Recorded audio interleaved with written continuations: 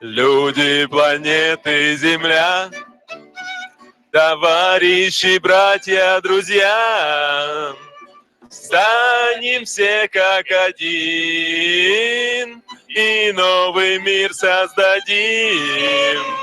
Станем все как один и новый мир создадим. Мир без забот и тревог, где дружат ягненок и волк. Только наш ослик Хамор страдает один до сих пор.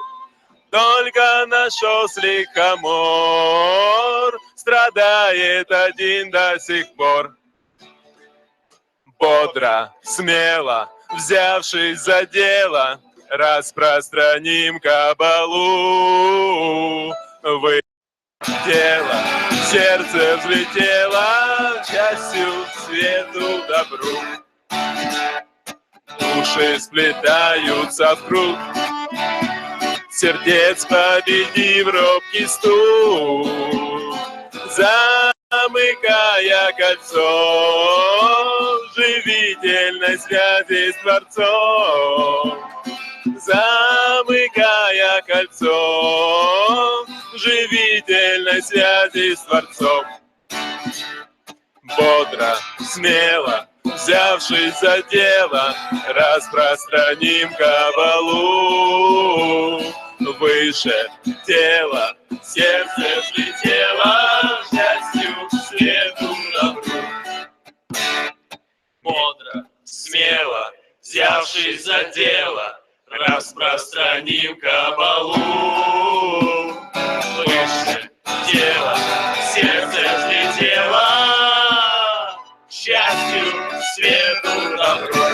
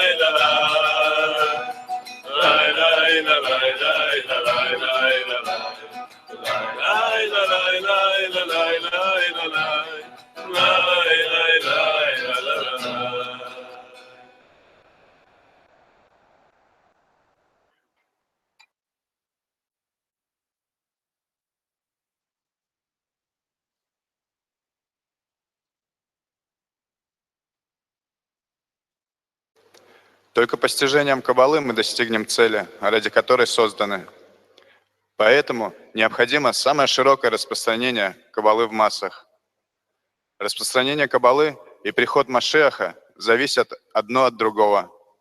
А потому мы обязаны открывать центры, выпускать книги, дабы ускорить распространение Каббалы среди самых широких масс.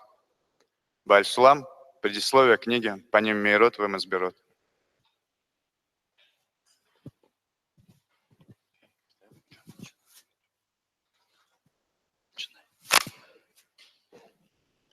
Говорим, на этом конгрессе происходит так много нового, так много новых открытий.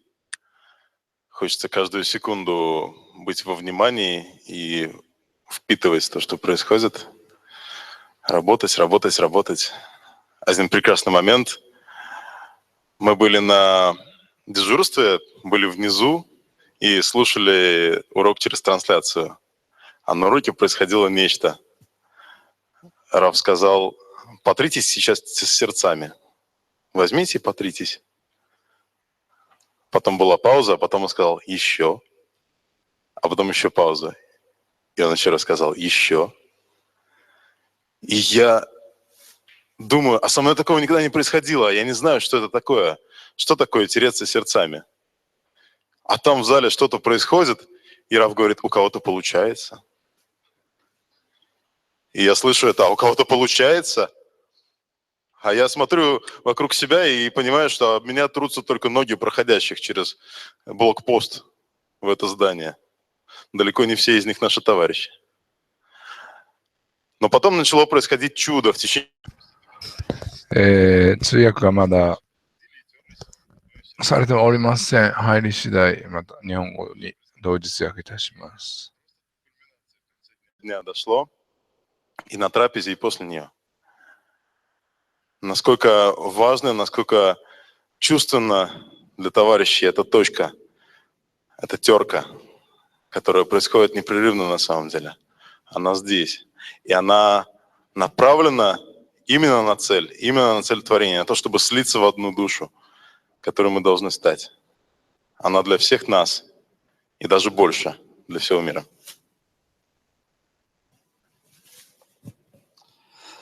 Дорогие братья,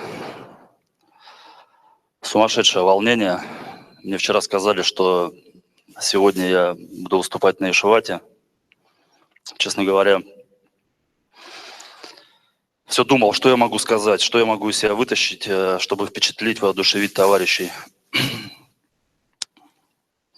Вот сегодня с утра подошли товарищи, пригласили за стол, окутали таким своим теплом, помогли настроиться, войти в это состояние.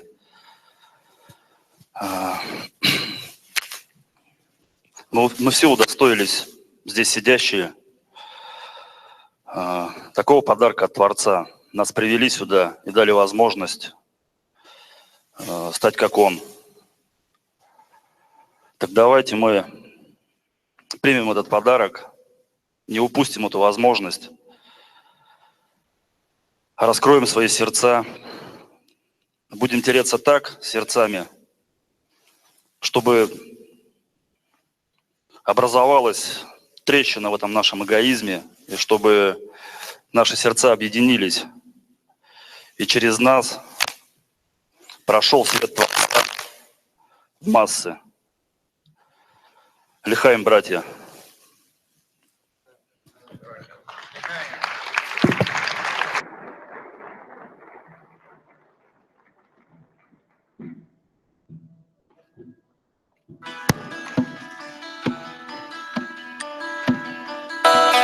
Время идет, группа вперед, мы поднимаемся вместе. В шаре земном духовный подъем, соединимся на конгрессе. Не важно то, что разделяет нас, а важно, что объединяет. Нам вместе суждено раскрыть любовь, вечную любовь между нами. Дай усилиям намерений, дай, мы поднимем весь мир к добру. Дай, отдай любовь для творения, только в любви мы мировое кли.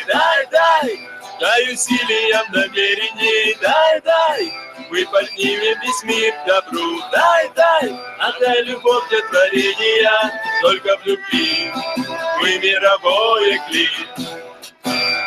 Сила одна, группа сильна, раскроем связь в глобальном мире мы.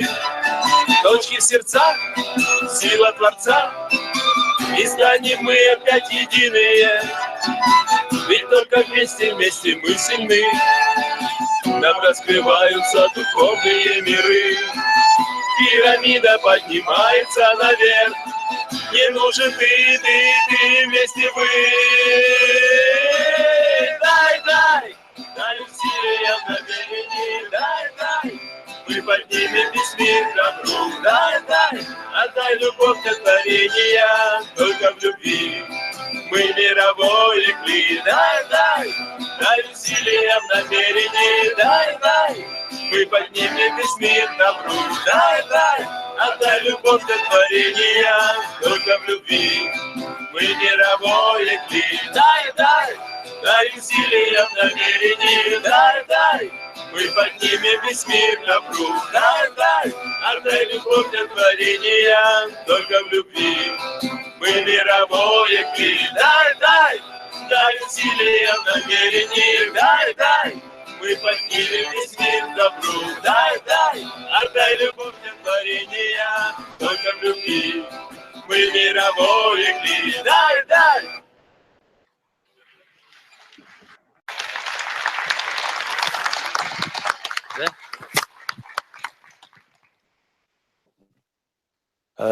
Дорогие любимые товарищи,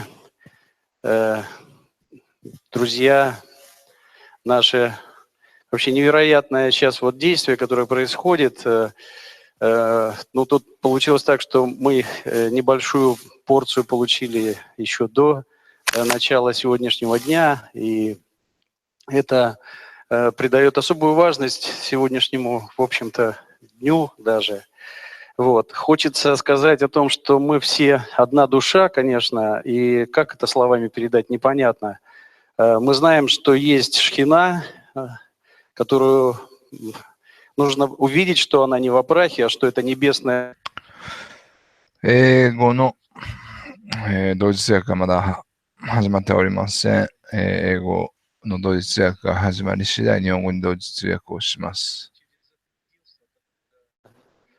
Царит в наших сердцах, через это единство мы можем раскрыть Творца, Его величие, наполниться им.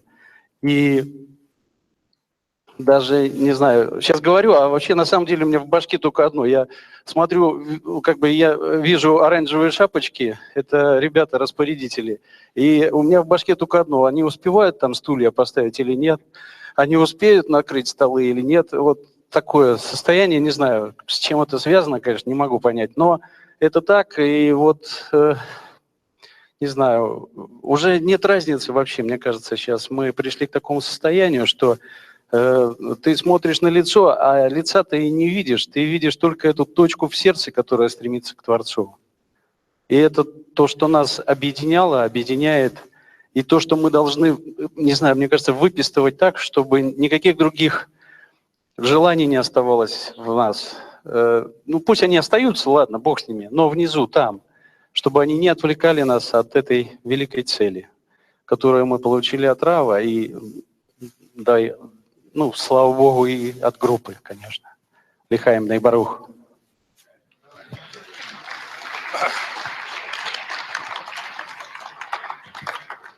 Ну да, я тут вот написал 5 пунктов, которые нужно бы раскрыть в этой речи незабвенной. Но на самом деле этот конгресс получился почему-то очень такой камерный, интимный. Когда вчера вот на трапезе говорили Лихаим, просто всех видишь. Такое ощущение, что вот в одной группе сидишь, а вроде 500 человек, да? Это удивительное состояние, когда всех просто можешь вот увидеть глаза в глаза. Я вот Валера поделился своим ощущением. И вы знаете, на самом деле, я понимаю, он просто отвечает за все эти оранжевые шапочки, за все, что было вовремя. Я вот подумал, что мы вот тут все из одной десятки московской. Вот Валера, что у него есть? Этот Шишеват Хаверим, мы же товарищи, правда? Валера раньше всех приезжает из нашей десятки. Знаете почему? Потому что мы ехать на урок 70 километров. Всем привет. 70 километров на урок ехать. Мне 35, я считаю, что я далеко живу. Да? Так вот, один раз за Валерой решил поехать, посчитал, это 150 в день. Это. Я вдруг подумал, что вот этот вот уровень ответственности, который в нем лежит, он пока еще очень простой. Пока это шапочки, потом еще что-то. А Раф нам вчера весь день рассказывал только об одном, что уровень вашей ответственности лежит в заботе о мире. Потому что прекрасное эгоистическое чувство, с которым мы сюда все пришли, раскрыть Творца конкретно для меня, и вообще Творец мне должен. Это прекрасное чувство, самое великое эгоистическое. Спасибо ему, что он это чувство меня сюда привело. Но стало абсолютно четко понятно, что надо распространять. У меня вот что в последнее время, я думаю, что это за ограничение какое-то непонятное. Что распространять-то? И вдруг я понял, что мы забыли одну замечательно красивую фразу, что мы распространяем не книжки, не вводные лекции. Мы распространяем знания о Творце. Вот если мы будем в эту фразу распространение знаний о Творце произносить целиком, наше отношение к понятию той ответственности, которая на нас возложена, она вообще внутри поменяется. Это надо делать на физическом уровне. Тогда ты будешь понимать уровень ответственности и уровень твоей задачи. Потому что по-другому никак. Эгоизм все время будет сокращать. Он будет всегда тебе говорить, тебе это не нужно. Тебе это не нужно. Ну и что, а там сразу тишина, спокойствие и болото. Но это не наш путь. Я думаю, что вот это вот путь поиска единой души, это то место, где мы можем поменять наши ощущения с одного сладко, горько, через ощущение правды, ложь, на другое очень сладко, и очень горько, когда ты не там. Почему я об этом говорю? Потому что я честно вам скажу, нет в мире более кайфового занятия, чем преподавать и нести людям каббалистические знания. Выше кайфа в мире нет. Попробуйте и вкусите, как прекрасен Творец. Пускай каждый попробует. Именно в этом состоянии у него возникает постоянная дрожь, что он ни черта не знает. Он обязательно должен обратиться к первоисточникам, найти поддержку в товарищах, хорошо выглядеть, красиво говорить. И самое главное, он понимает, что у него каждый раз дрожат коленки, когда он выходит в 1000-й раз. Почему? Потому что каждый раз Творец открывает перед тобой абсолютно новый килим. И каждое действие, которое соответствует задаче Творца, в нем есть удивительное послащение. Может быть, я сейчас говорю то, что нет в методике, это неправда. Но удовольствие это есть. Поэтому, дорогие друзья, у нас сегодня необычный урок. Я надеюсь, что мы как-то вот вместе по-новому посмотрим не на распространение, а на ту задачу, которую сегодня Раф нам, я надеюсь, даст. Вот эту великую задачу, которая возложена на каждого из нас. И времени-то у всех не так уж много. Поэтому как я рад, что случился этот конгресс. Вот такой камерный, и вместе с тем весь мир за спиной. И задача великая. И каждый здесь на своем месте. И вот в этой точке рождается любовь между товарищами. Лихай.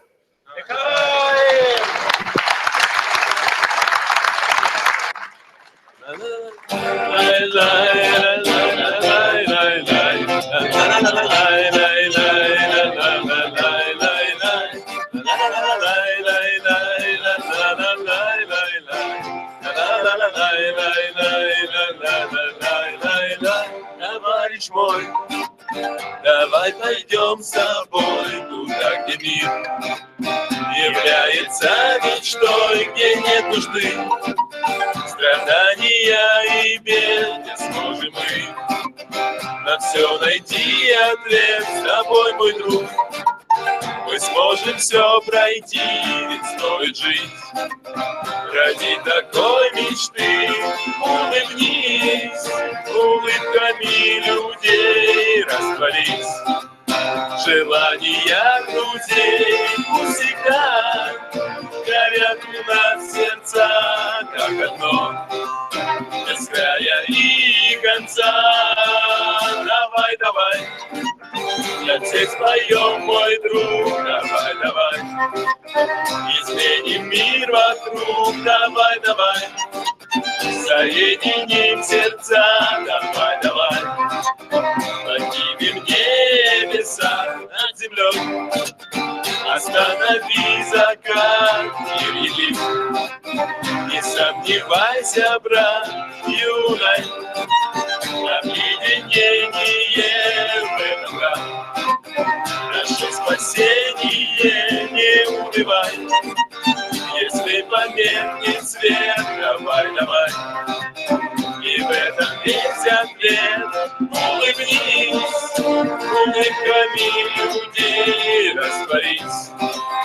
Желания друзей всегда горят у нас сердца, как одно, без края и конца.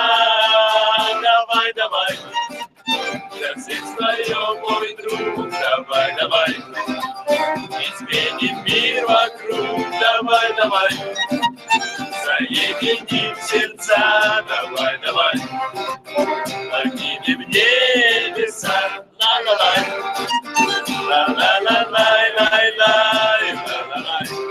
Ла-ла-ла-лай-лай-лай,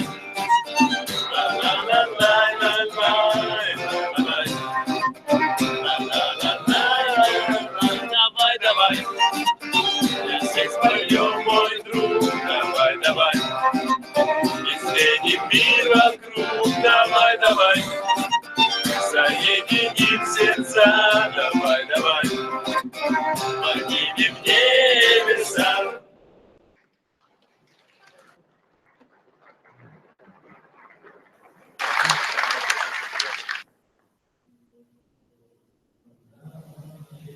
שבטחים גם יחד, הנה מה טוב ומה נעים, שבטחים גם יחד, הנה מה טוב, שבטחים גם יחד, הנה מה טוב, שבטחים גם יחד. הנה מה טוב ומה נעים, שבטחים גם יחד. הנה מה טוב ומה נעים, שבטחים גם יחד. הנה מה טוב, שבטחים גם יחד. הנה מה טוב, שבטחים גם יחד.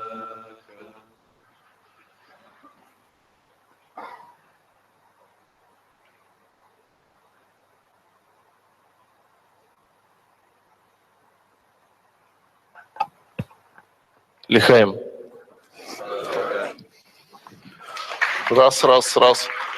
Так, дорогие друзья, у нас изменения в расписании, о них мы поговорим после урока. Сейчас мы разворачиваем стулья как в десятке. На полу у нас есть метки, ориентируемся на метки и разворачиваем стулья.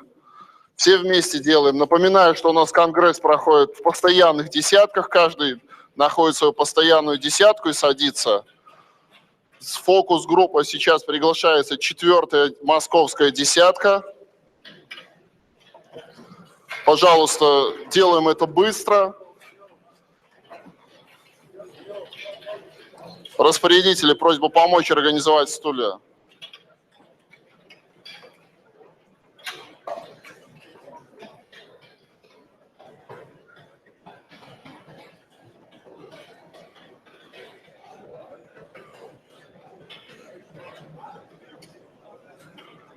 В фокус-группе у нас остается 4-я московская десятка.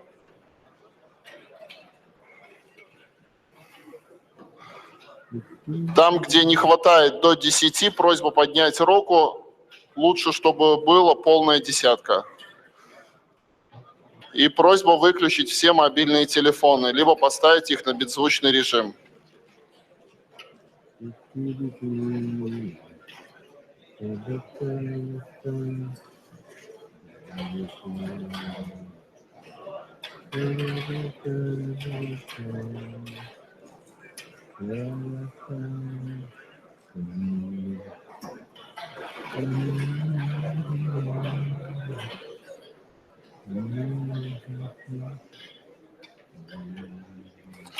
Там, где десятки не полные, лучше пересесть в полные десятки. Либо поднимайте, лучше поднять руку, и чтобы дополняли. Распорядители, дополняйте неполные десятки, ориентируйтесь на поднятые руки.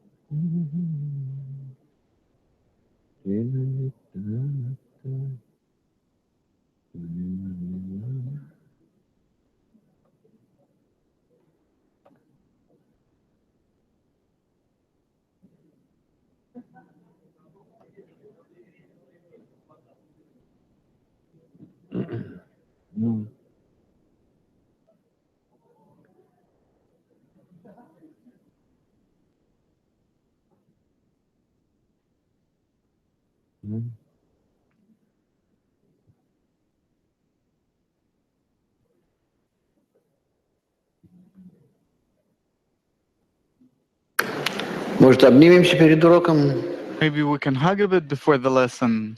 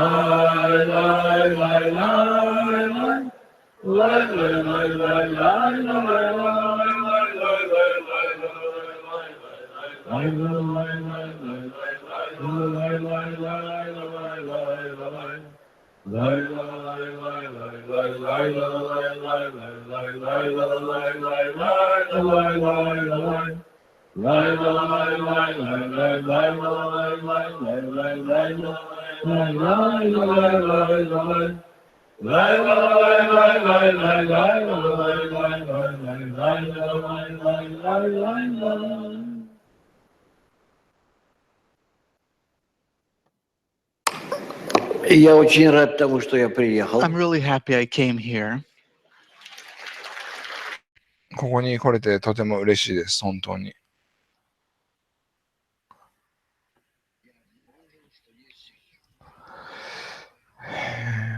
私たちにもっと話さなきゃいけないということを分かりました。だから、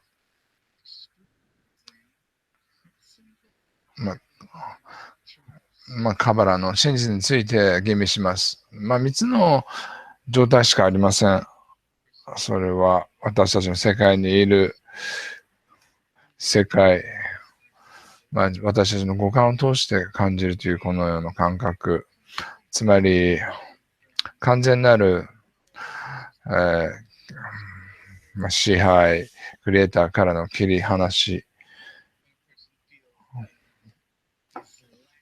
こういう状態もあります。彼に、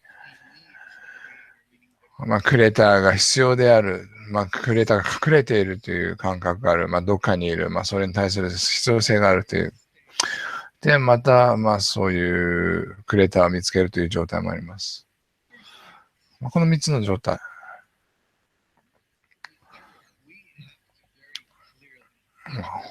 本当に明確に私たちのいる状態を吟味しなくてはなりません。第1、第2、第3。私が動物というものは私が今感じているものだけを感じるということを、より快適になりたい。それだけ。または、クリエイターの必要性が彼を明かそうと、かき立てている。この感覚を追放と呼ぶ。つまり私はそこにいない。でも私は彼を明かしたい。そこに行きたいという感覚。だからこの状態を追放と呼ぶ。で、ここには、本当に明確なシステムがある。どのように追放から、明かしに行くのかということをして、次の状態は私がクリエイターを派遣する。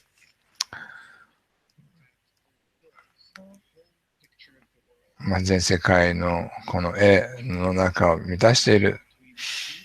これらの3つの状態の間のつながりをどのように見つけることができるのか、つまり動物の状態。この世の人っていうふうにナイスに言いましょう。その人は、まだスピリチュアルワールドにいない。つまり彼がクリエイターとつながっていないということ。スピリチュアルな世界というものは、クリエイターが隠されたということ。それだけです。その前には、それ以前は、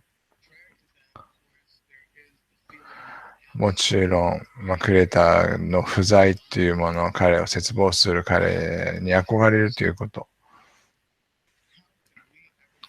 どのように毎回私たちのいる状態を支配することができますか？コントロールすることができますか？これが、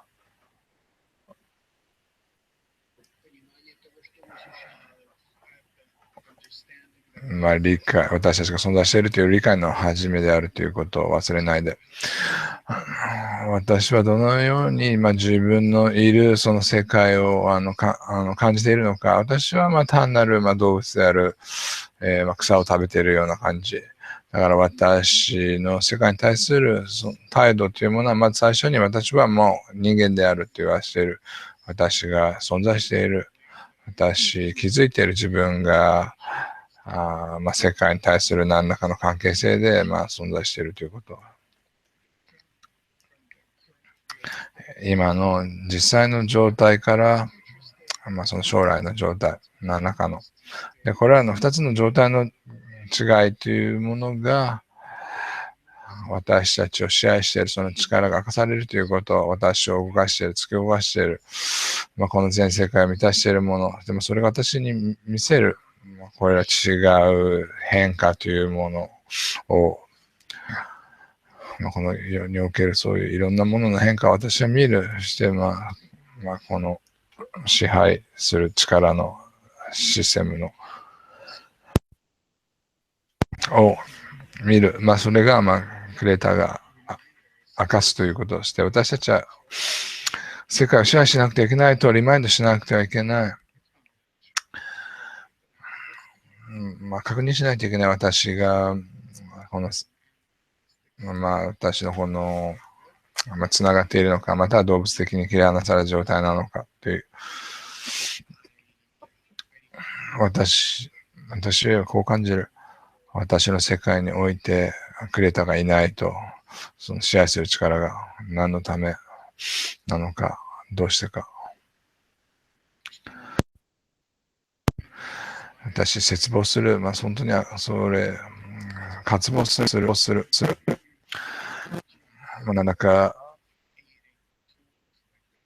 グループや、スタディ、進む光、普及活動などの助けで、私、そういう、彼を絶望することができる。そして、他の人のその欲求、たくさんのその道具がある。自分の中にその欲求を大きくするための。そしたら彼を明かせるようになる。なぜか言ったら彼は全てを満たしている。私にただ欠けているものは本当に力強いその欲求の形態がないということ。そしてそれが半額感になったら、クレーターという全てを満たしているものを感じることができる。このことに私は従事しなくてはいけない。つまり自分を自制するということ。毎回、毎春、この自制に至らさなくてはいけない。そして、この現実において私は理解しなくてはならない。私が徐々に渡らなくてはいけない。この、無意識の状態から意識の状態に渡るということ。まず最初は、カバリスティックな原理、彼以外に他あらずということ。まだ被造物も創造物もいない、友達もいない、誰もいないということ。そして、彼以外に他あらずという原理を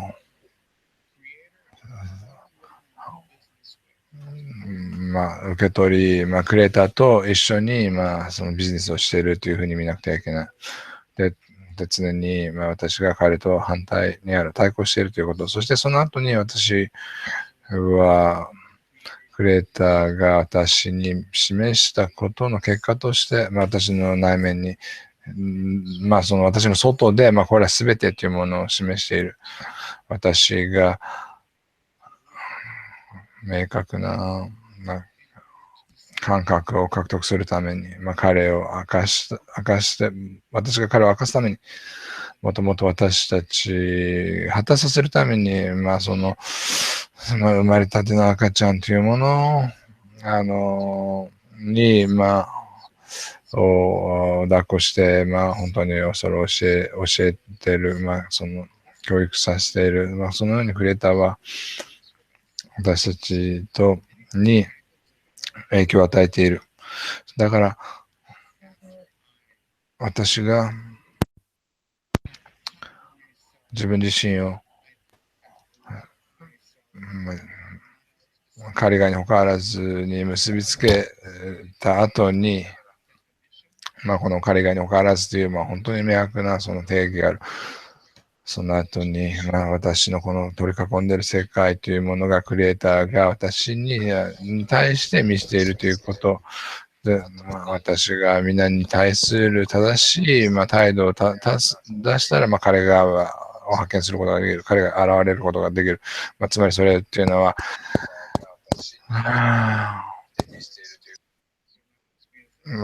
私がクリエイターに、他者を何時のように愛せよということ、そういう態度を取らなくてはいけない。そうすると、そのクリエイターに対する愛ということにいける。もしそうじゃなかったら、私は彼を明かすことができない。友達がいないっていうことを理解しないんだったら、他の人がいないっていうんだったら、本当に近い他人、近いのか、または遠くなのかということ、そしていろんな形態もある。近い、遠いクリエイターの検事。誰に対して？私に対しての。だから、喧嘩して、ネイチャー、ステルベジテイティブ、アニメイト、すべて人類の形態、私、クリエイターを見る。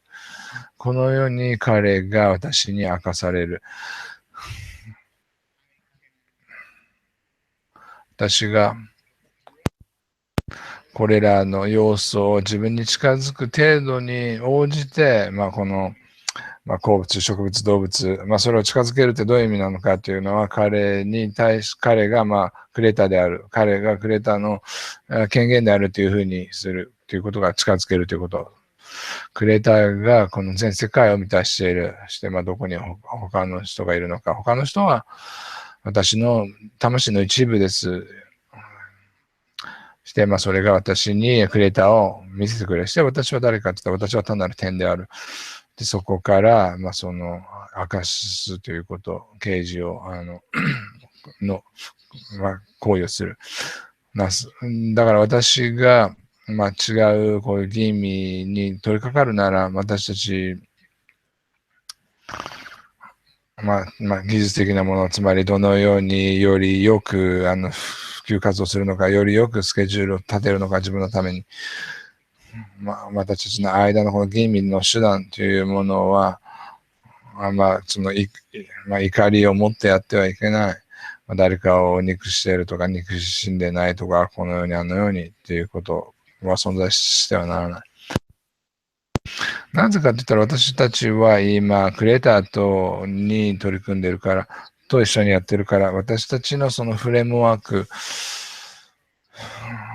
この動物的な、この人生においては、やんなきゃいけないこともある。だから、友達の後ろにクリエイターがいるって、何回も聞く。もし友達に嘘ついたんだったら、それはクリエイターに嘘ついているということ。これらすべて記事に書いてあること。だからまずそこから始めてください。もうちょっと言うと、もうちょっと、特定に話すなら、私はクリエイターに直面している。私たちの間、それまたは友達の後ろにいるのかもしれない。そして私と友達一緒にクリエイターに、関わる。どのようにそれを、描写するのか。私たちは毎回それを吟味しなくてはいけない。で、毎回それが違うように見える。このように人は、自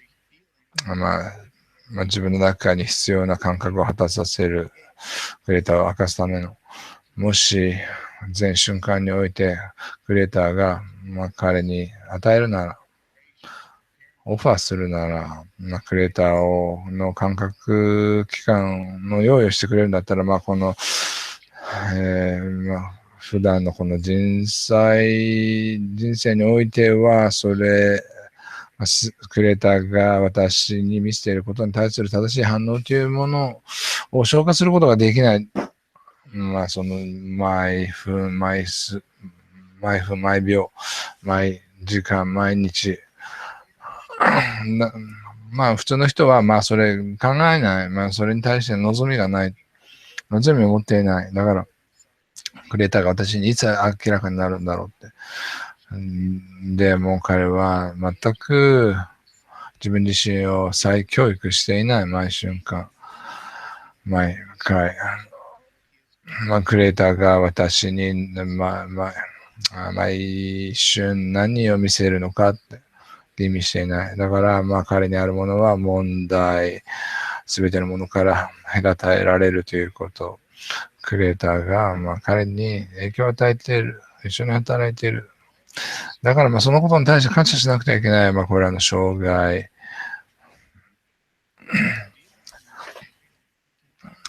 というものが毎回今、それ見せられたとき、あなたは見ないといけない。とどまってはいけない。休んではいけない。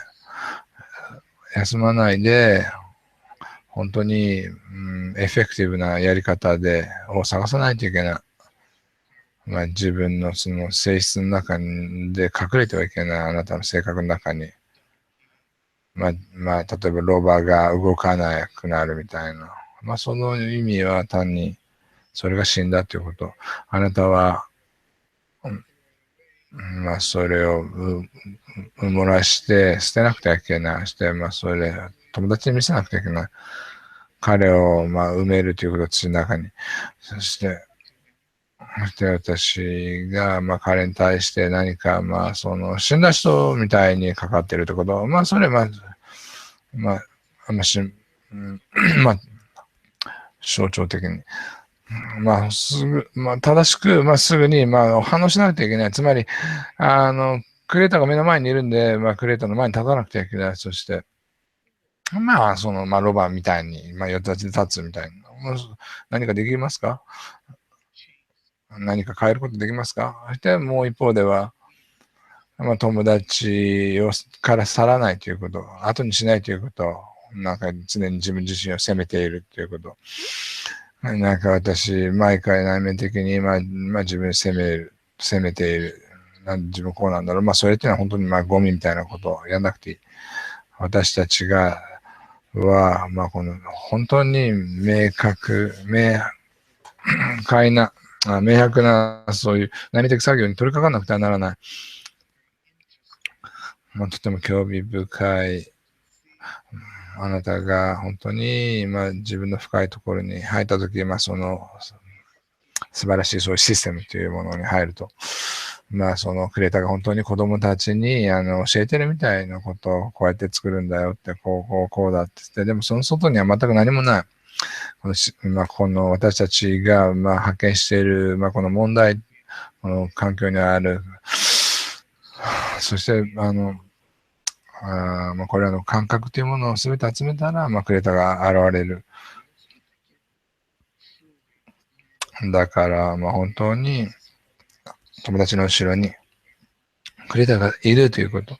それを本当に吟味しなくちゃいけない。質問があるとき、テクニカルな、そういう技術的な質問、グループについてとか、スケジュールについてとか、普及活動についてとか、そしたらそれらを私たちの間で、吟味するということ。このようなパラメータで、でもそれは友達ではなくて、それはクレーターであるということ。だから、もちろん、いろんな、ニュアンスがある。友達をどのように変えることもできないということもある。そのグループに対する態度というのも変えることができない。私はグループに向かって一緒に吟味する。そして、見つける問題、友達が、グループを傷つけている、害を与えているということをして、そのグループが空中分解されてしまう。そしたらクレーターは、彼に対してのその作業を終えてしまう。そして、そのような、極端なケースの場合は、彼を、グループから追い出さなくてはいけないという場合もある。だからこれらの、違う状態というものを、について話し合いたい。上層から切り離されている状態、人々から切り離されている状態。私が要求を感じるとき、クリエイターとつながりたいという要求を感じるとき、でもその上層の世界から追放されているということ。なんでその追放はどのようにそれが私に働きかけているのか、どのようにクリエイターが、現れるのか、友達の間で、天の中で、私たちはそのようなつながりを作らなくてはいけない。天の中で、10個のセフィロートに類似するという、そういうつながりを作らなくてはいけない。どのようなつながりなのか、それは、各自が他の人に見せる。その決断する力を、どのようにこのつながりをグループの中で作るのか、クリエイターが私たちの間に現れるために、それが本当に一番重要なことであるように、もちろん私たちの間で彼を明らかにする。そしたら、それはすでに3番目の種類のケージです。友達の後ろにクレーターがいる。何が他の人に起きるのか。それは全て彼から来ている。で、それ以外の理由はないということ。だからそれを忘れないでください。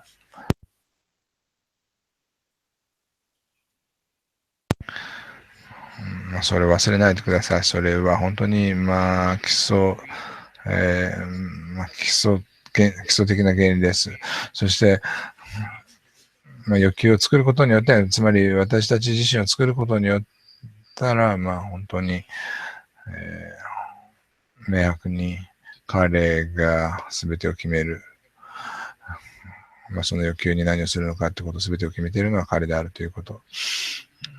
どのように私たちは彼以外に他あらずを忘れないでおけますか？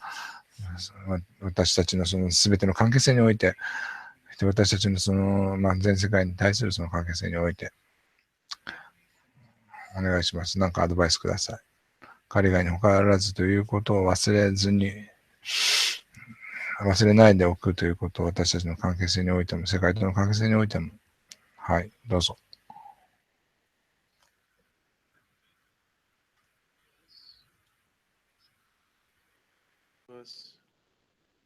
Мощное средство, как десятка.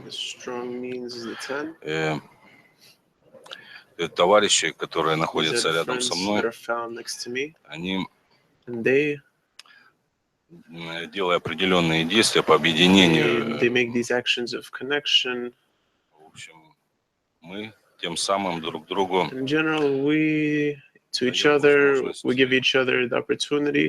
соединиться вот этими точками в сердце, объединиться и понять, откуда она, соотнести все это с высшей силой. У нас есть уникальный шанс We have a unique opportunity to be in such a society that, thank God, reminds us about it and to put us that we're in such a framework that allows us not to forget about it every morning. You come with the complete feeling that you've forgotten about it. You leave the lesson with the feeling that you know it for certain. And then throughout the day, you find out that you don't know anything actually, and you have to start everything anew. And the moment you get the feeling that I'm free, that I'm in control of this life, immediately a red light should turn on, and that show you that you're completely disconnected from the creator, from the governing system. And obviously, you have to continue yourself and not forget who's standing behind it, and to see that you don't fall into the extreme called I'm free and there's no creator, I decide on everything. All the disturbances, problems, these are mean people, and so on and so forth. Oh, yeah, certainly. We need the help of the group in order to pull me out of the state where I don't feel the creator. Because by myself, I can't pull myself out of this. I need this constant work, systematic work, framework, and even a habit. That my mind will not find reasons, but right away the answer comes from above. This is, of course, great work. Ну, как защититься от... Well, how to protect yourself from spiritual Alzheimer? Only through what our teacher tells us, the Rabash, that we have to buy the friend in order for him to remind you. I don't think there's anything else. How not to forget that there's none else besides him. Well, first of all, we need to every day, every night, to come to the lesson with the intention for the sake of the Creator. And further on, there's a method. There's the method of Baal Salam, Rav, books, friends. I need to create such an intention that will allow me to pull the reforming light and will give the opportunity for the friends to develop, to wake up, to ascend, and to love. Well, this environment that we're, thank God we're in the best possible environment. He brought us here. And actually, we're given everything. Rav, well, we understand that we cannot remain in the right intention. As soon as a new desire emerges, 私と、欲求が生じた瞬間、その時に、すべては以前に私の中にあったものが、消えるというのは、その場合、みんなが理解したように、その外面的な私に対するその影響があるね。それはずっと、続かないといけない。まずできるだけ強いものでないと。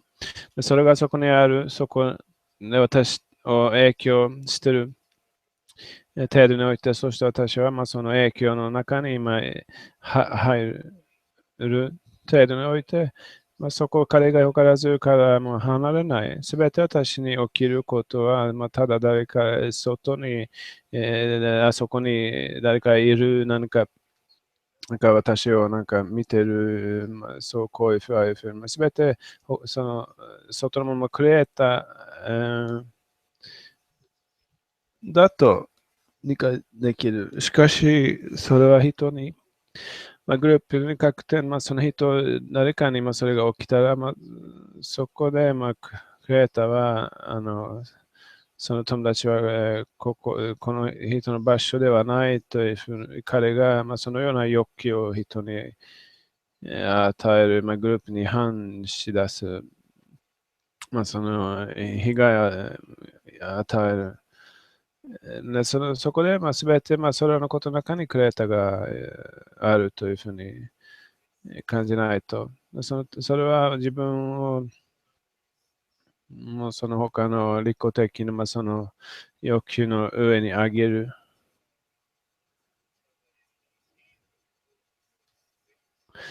それはすべてのそれらのことの上で、その拒絶というものを、憎しみでも、獲得するまで、そのとても怖いその憎しみ、殺したい、その欲求、燃やしたい、埋めたい、その上で、その愛というものを作る。そこからクリエイターも入れるようになる。そこは逃げるところではなく、これは私たちの間でしないといけない仕事。だから私たちの周りにそのとても強い環境を作らないといけない。ずっとその影響が働いているようにする。その影響があるからずっとその中に、その影響に今捕まわれている。彼が他にあらず。で影響される。だから各自全員がクリエイターに向かって、すべてその障害物とかある、ファラオ、その障害物があるけども、それがあるから逃げないように。ただ、それは彼だった。その憎しみ。友達に対するその憎しみがあって、その上でその愛というその橋を作っていく。で、その中で、内面で起きることを理解する必要がある。言われたように、弱のその傾向を作ったというふうに。で、その橋、私たちと間のその橋を作るというのは、それは彼が手伝ってくれる。で、そこで彼を明かす必要がある。で、私たちの間でつなげる、そのいろいろなその要素を使って彼の態度、彼の特質と影響、私たちに向かうその影響を明かし出して、その反対のものから、クリエイターに対するその態度を作っていく。これはすべて実際に起きる。一つの問題は、ただ、そのグループ、私たちは作らないといけないそのグループが、その彼が他からずというもの、それを忘れないようにしないといけない。すべて起きることは彼から来ることをずっと覚えないと。だからグループもそのように作る必要がある。ずっとリマインドする。ずっとその中にあるようにする必要がある。彼が分からず。これらのその行動だけを行う。それ以外何もする必要がない。なぜなら他のものすべてはただの手段だから。すべて起きることは彼が分からず、それを感じることができれば、その行動もそれに従っていく。それはあることができるまで一番大切なそのものが、ママに向かって。各自が責任を取ることが、そのすべて可能なことをすることできるようになる。それを友達たちがその彼が分からず、その作業、その感情、その考えを友達それなくさないように私すべてできることをする。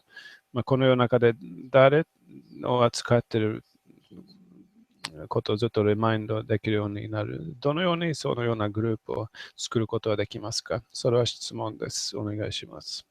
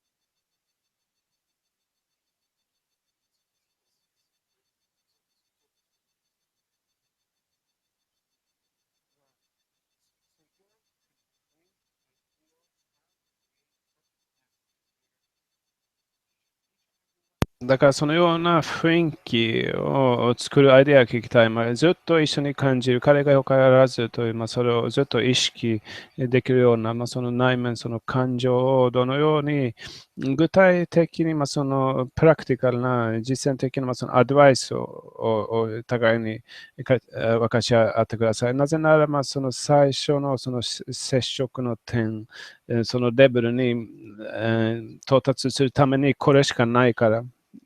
この手段しかないからどうぞ。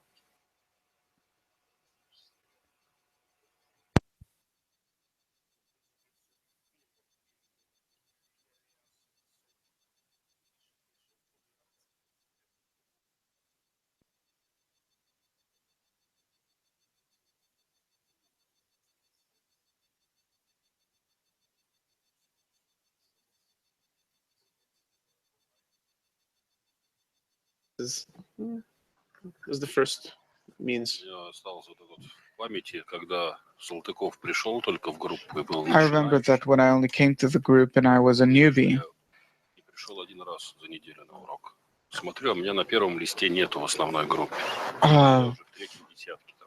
I see. I didn't come one time to the morning lesson, and that's it. I was in the third 10 or something like that.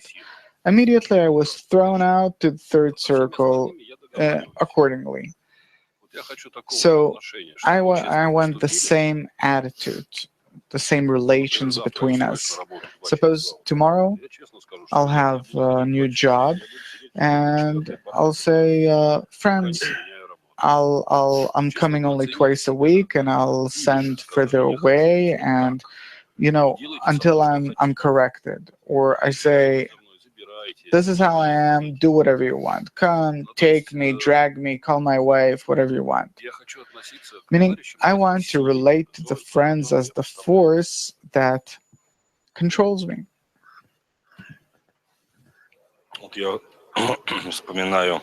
I remember maybe a year that already passed since we had these duties system like a Ramchal's group. And I remember those feelings that I lived through, that I felt that all the time I was in, I had a certain responsibility, and I would have a fear that I would not be able to not think about the friends, to do anything. It doesn't matter what, but to think, what situation are you in? You understand? You need to come out during this time and to be in the intention. To think about my friends in the 10.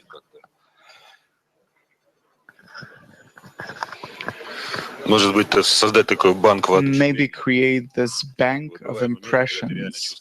There are such moments that you truly feel that there's none else besides him. You're in a sand. You don't exactly know what to do with this amazing feeling. It spreads, and maybe to collect it someplace, and whoever needs it will be able to connect to it. And a few friends of the group will share their impressions. There's something from the heart, something inspiring, and the others can connect to it. And when you need it, you can connect, and so on and so forth.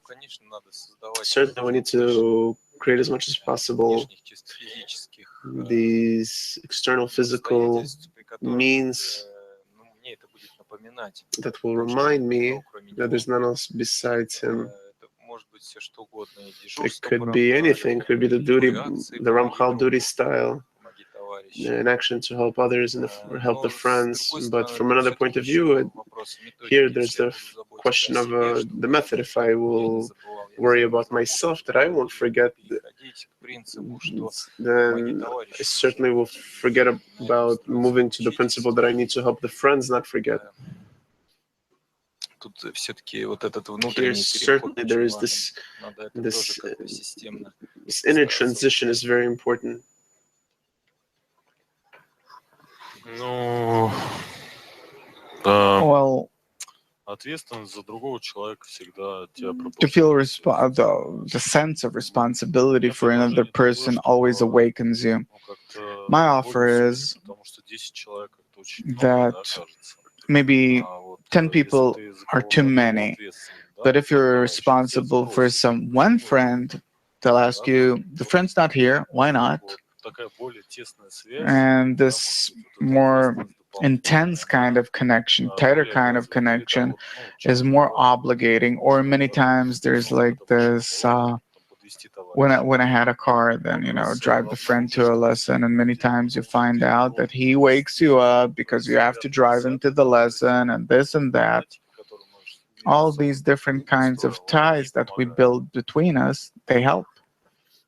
Well, I want to say that all of our problems, they appear only when the quality of our connection is lowered. The quality of our connection, it can help us to resolve all of our problems. If we are concerned about one another, it doesn't matter how, in a physical world or in a spiritual way, but if we're asking for the light that reforms, then this corrects everything. The Creator is helping us correct all of it. But if we forgetting and moving into ourselves, and we try to miss the lessons, we start to miss the lessons, we don't come to the preparation on time, we don't fulfill the framework, we don't think about the group, then all these problems, they catch up to us. So any action of unity, we need to unite, and we will reach the goal. What's important is for each one of us, that each one of us will feel himself as an important element, that he's necessary. Raf, does it even exist such a state within us of mutual?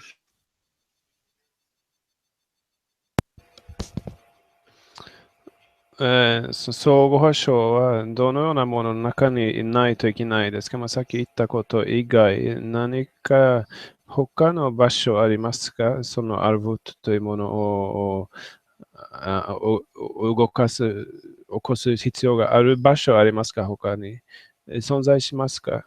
ならどこですか？それからどこにあるべきですか？どうぞ。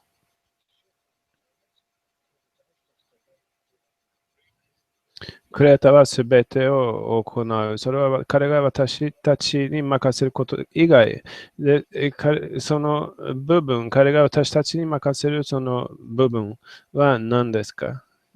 明確に。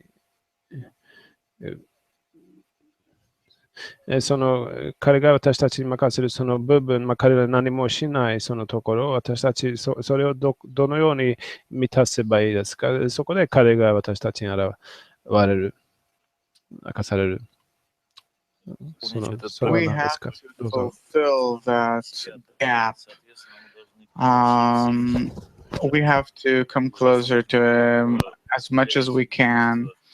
And every time to build this entire system for me to care for my friends, because only the friends are my soul, and it's impossible to receive the Kli in any other way. The only thing that we have is we're trying to build a spiritual arvut where I care for their friends. I make sure that they connect, that they discover the Creator. They'll help us bring the light through into this world. And I have to care only for my friends, my only particles of my soul that I can activate with the Creator, where I can invest in them and to them the entire world.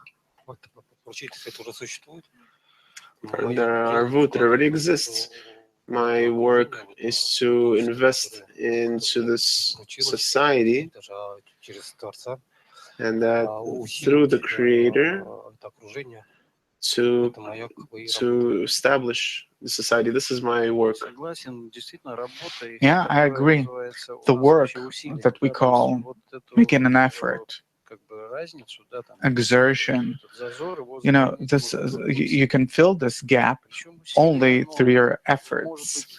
Now, your efforts could be a simple physical action, but you simply have to add your intention to it. And this is something that you can do only with the help of the environment, the friends, and so on.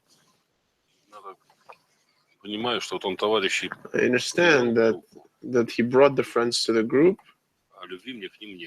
and my love to them, he did not give them. He did not give me. I don't have any love towards the friends. Turns out that the only place that I need to invest in is to change my attitude towards the friends. Here, changing the tens is pointless.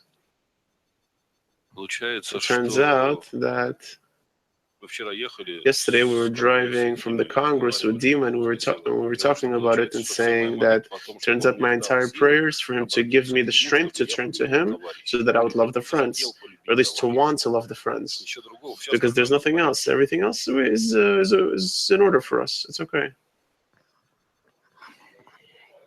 What does it mean to love the friends?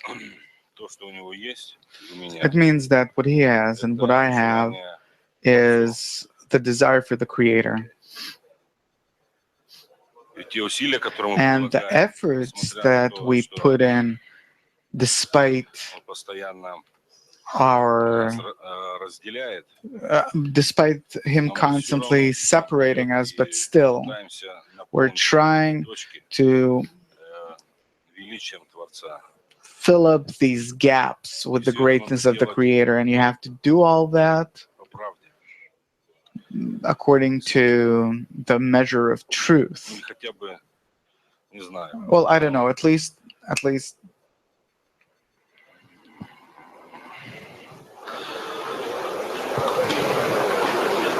Это усилие только на преодоление от себя. You have to make this effort in order to rise up above yourself.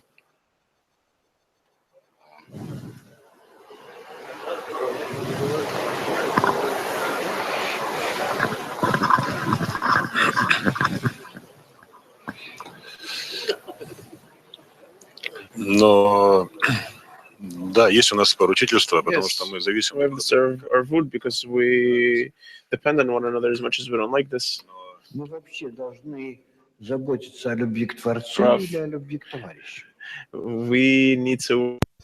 私たちは、友達に対する愛のことを心配する必要があるか、クリエイターに対する愛を心配する必要があるか、どっち、クリエイターを忘れないように求めることが必要か、それか、クリエイターに向かうのは、それは友達に近づくためであるか、その順序は何ですか、どのように今ここで働いてるんですか、グループと一緒に、友達たちと一緒にと、クリエイターと、それはグループからクリエイター A ですか、それからクリエイターからグループ A ですか？お願いします。Если бы этого товарища не было, то это было бы что-то абстрактное, то, что We say that я там нарисовал у себя. The creator standing behind the friends. И поэтому And therefore, the friend for me is that which helps me focus on my work. Therefore, in order not to be torn apart from reality, I need the friends, and I work through him. Well, yeah, the Creator is constantly giving us the opportunity, and then only from the most we ask for the opportunity to give to the friends, to bestow. This is all of our work. In order to ask for the opportunity that the Creator to fulfill what the Creator is giving us.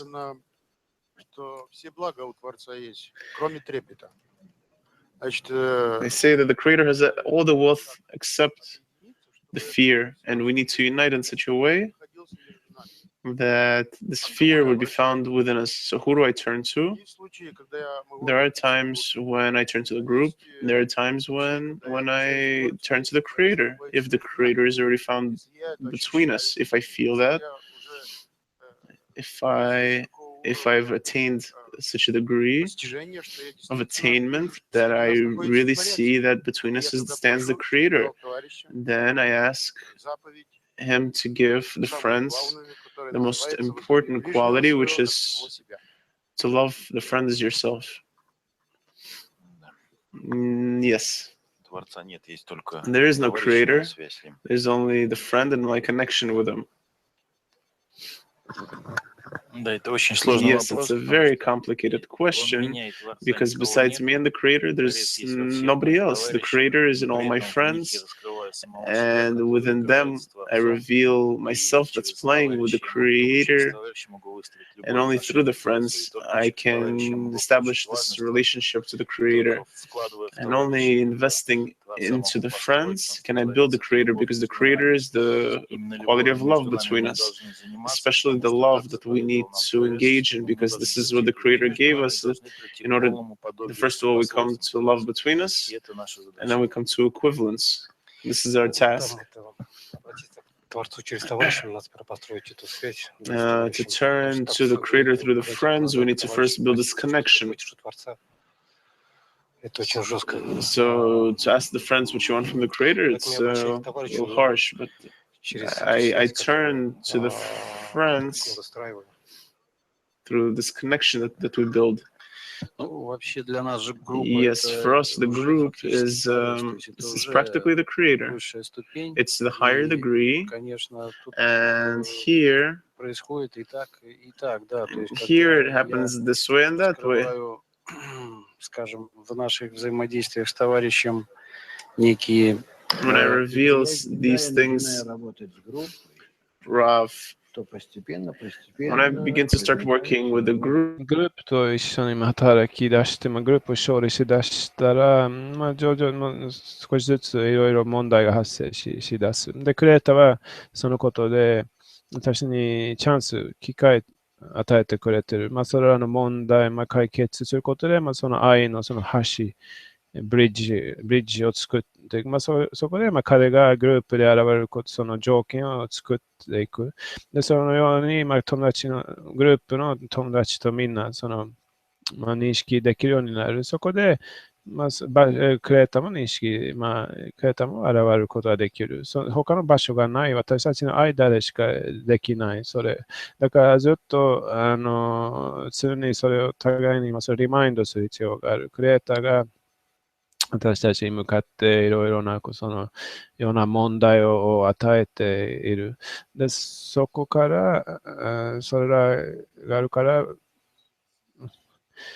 そこからそのスピリチュアリティ、その正しい知覚の方法に上がる必要がある。それはずっと続いている、作業で、この狂った物質的な世界から新しいクリエイターが与えているそのスピリチュアルな状態に上がること、そこで理解することができる。各時点で各新しい状態の中で私たち自分たちを是正、する必要がある。できるそのクリエイター、それを描くことができる程度もクリエイターを明かしていく。友達と私の間クリエイターを明かしていく。それはどういう意味ですか？それは質問です。友達と自分の中でクリエイターを明かすというのはどんな意味ですか？その啓示、現れることはどんなことですか？どんなものですか？お願いします。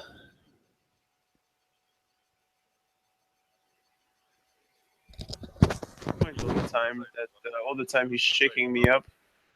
Значит, раз человек, что-то явление существует в этом мире, значит, Творец дал ей возможность существовать, и она... If something exists in this world, the Creator gave it the right to exist. So if I'm not properly, if I'm not properly evaluating it, then I'm not equivalent with the Creator at the moment. So if I have some kind of request, именно вот из этой точки. Especially from this point, from the point of not being able to justify the Creator. But there's no other order that I have for now.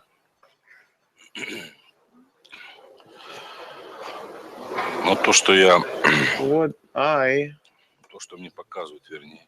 То, что я вижу в товарище, да? What I see in the friends, связывать все это. I have to connect it all with the upper force that it's drawing for me at the moment. And if I picture this to myself in such a way, it doesn't really matter if this connection, this is the justification of this situation that I feel. And this is that bridge, that connection on a more deeper, higher level. In essence, everything that the Creator wants from me is for me to reveal Him. And everything that He gives me and shows me, these are just the tools for me to understand, to the extent that I agree or disagree to the situation that He's giving me. So if I see... So if I have somewhere to work with, if I disagree with the friends, to the extent that I try to love the friends, the more I try to love them, the more I see that it's difficult for me, it's impossible for me, and then I need to be happy. Thank God there is this clear indicator of where I need to work. But to reveal the Creator between the friends, this is to love Him. This is the practical realization, even as plain as it sounds. These are those rare moments when you begin to love the friends. You understand, this is the Creator. If I'm able to act this way towards the whole world, it would be beautiful. And the whole picture begins to change in the better, towards the better. And it all depends just on my ability to realize this plan.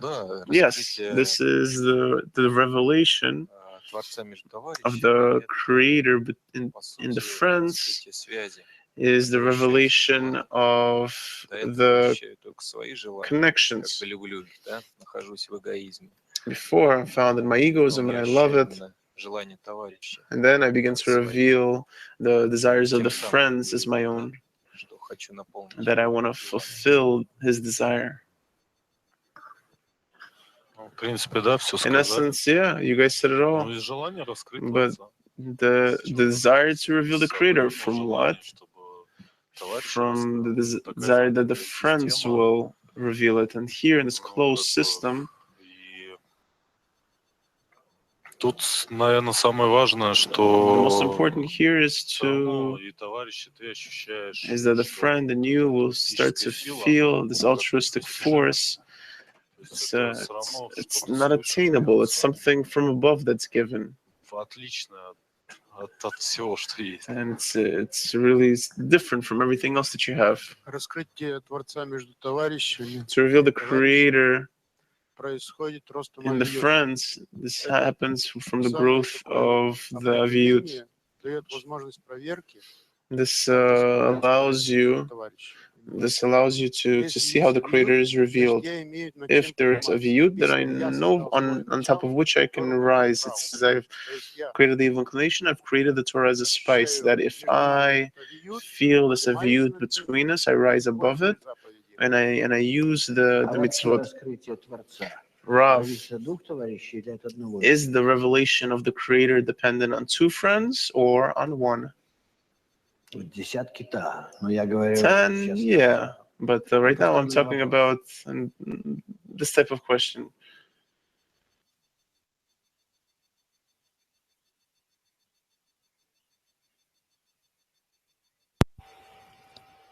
お願いします。クレータの刑事とはそれは私次第ですか？それか友達にもかかってるんですか？クレータに対する愛を獲得する、それは彼が私を愛する前に起きるんですか？その両方の方向で働いているか、その一方私からだけから働いているとどっちですか？まあ今興味がいきました。お願いします。In his reaction, we need to be in connection.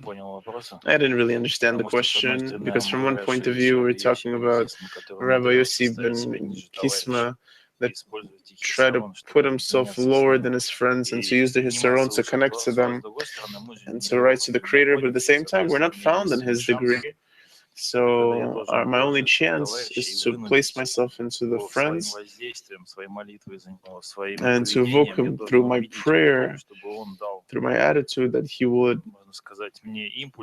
give me the impulse from which we'll have this common impulse, we'll build this common kli, in which I will break through his heart, he'll break through my heart, and we'll have the ability to build the place where the Creator is revealed. The love, it needs to be mutual, I think. So there needs to be two friends, and for love to emerge between them. Certainly, all that we need to remember is that we need to do just the first step. Just like it's written that we just need to give that half shekel, and then there'll be a response. Rav, why is the previous question meaningless. 前のその今その質問はどうして意味がないですか？ロマンどう思いますか？ I'm helping you. 今ちょっとヒント与 Why えてる。 is that previous そのさっ question きの質問 meaningless? はどうして無意味ですか？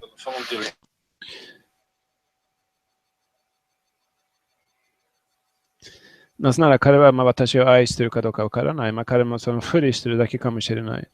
彼はあなたを愛している、愛してないとかではなく、クレーターの代わりに友達がいるから。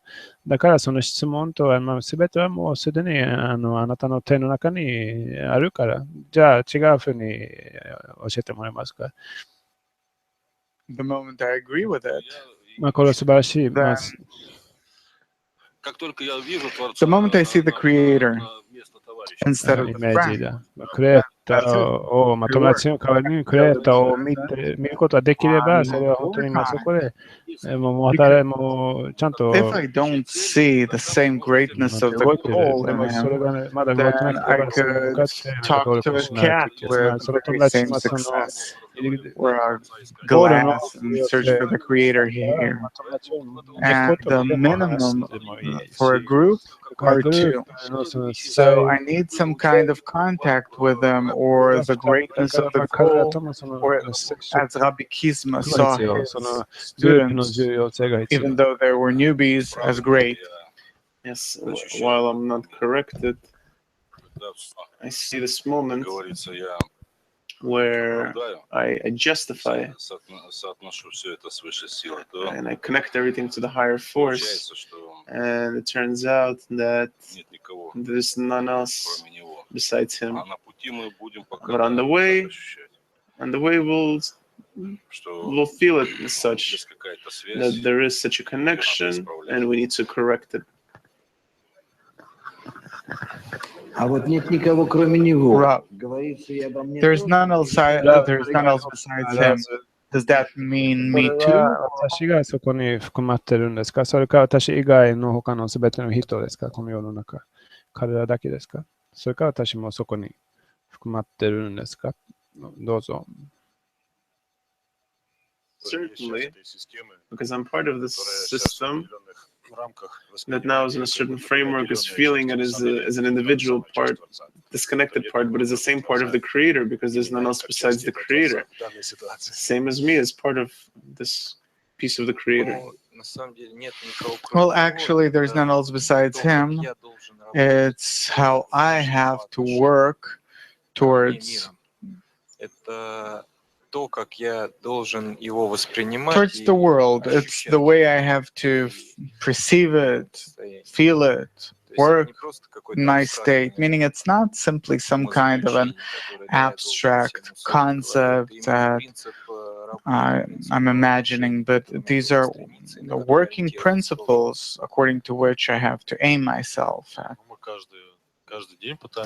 Every day we try to reach the situation, and you begin to see that there's none else besides him. It's something disconnected from you. I don't know. How is it? It's like the 9 first Sefirot, and you're the Malchut, and you don't know what to do with it. That this picture needs to come together, but still you need to make this effort to give this desire specifically for the creator to enter. And this way and that way could be that you go into this system, but this is our daily task to come to the state. There's a song, love comes when you're not expecting it or expecting it the least. The same with the creator. There's an inner state, an external state, and the creator is here and also there. And as much as I allowed him to come in, as much as I feel him, and it all comes through love. Sometimes we accept this love as an earthly kind of love, egoistic kind of love, but this love, it's love. It's a love of bestow that we can only reveal between us.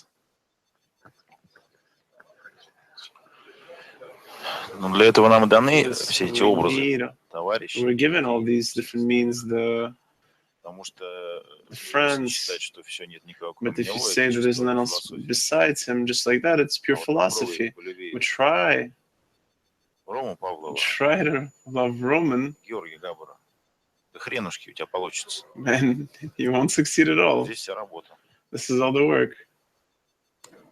Значит, те товарищи, которым яそれらの友達、彼らに、その優しく言えば、何かの拒絶を感じる彼らと避けてることを感じる彼ら。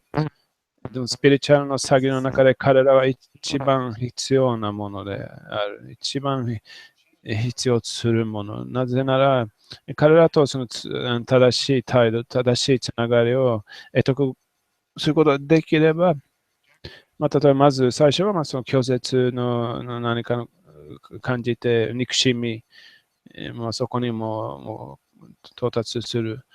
それを愛に変化させることができれば、彼らはその同じ友達たちは本当に偉大な天使になる。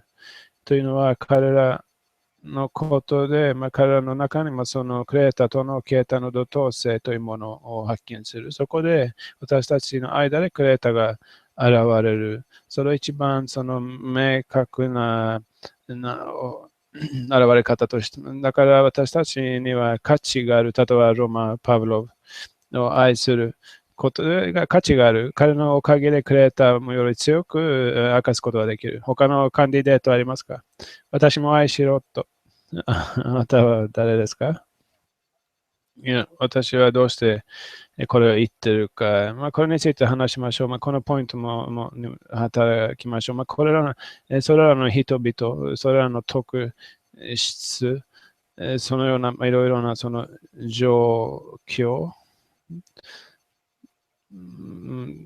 それはエゴに不快な拒絶なものに見えている。その重要な中でそれらのものが全く違うものになる。だからその自分に近い、自分に離れているものは何か、それを見てない、それはスピリットのその中で、その物質的な範囲の中でも、もの、でもその人と、扱うことで、私たちの間でその拒絶とか、それがあるからクレーターに対する一番強い、感情を得ることができる。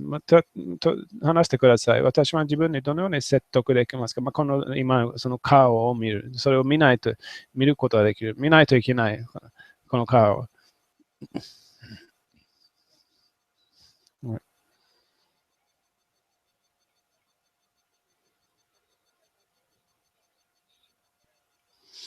はい、このような顔の中で全て発見できる。真剣に、これは、この態度を持つべきだ。そのとても明確、合理的な、そのビジネスような態度。どのように想像できますか？この拒絶も本当に醜い人、その顔のことじゃなくて人、わからない。本当に最低と、その物質的なことすべて私も彼にその拒絶、本当に嫌になる。でもそのスピリチュアルのそのコンテクストの中で彼を愛する。本当に誰よりも彼を愛する。それはスクリーンを扱って働くこと。そのアビオットが大きければ大きいほど、その反射する光も大きくなる。そのクレーターの現れもその中大きくなる。どうぞ。どのようにそれできますか？どのように自分たちを説得できますか？この本当に嫌な拒絶する、性格というもの、人があるからクレーターの一番生き生きしたその啓示を与えてくれるクレーターのその姿が出る。それはクレーターが私たちに与えること。彼らをどのように勝利すればいい。どのように、具体的にグループ、普及活動、一緒にその12のグループ、何でもいい。どのようにそれを扱って、働けばいいですか？この瞬間、今、これから、どのように働けばいいですか？どうぞお願いします。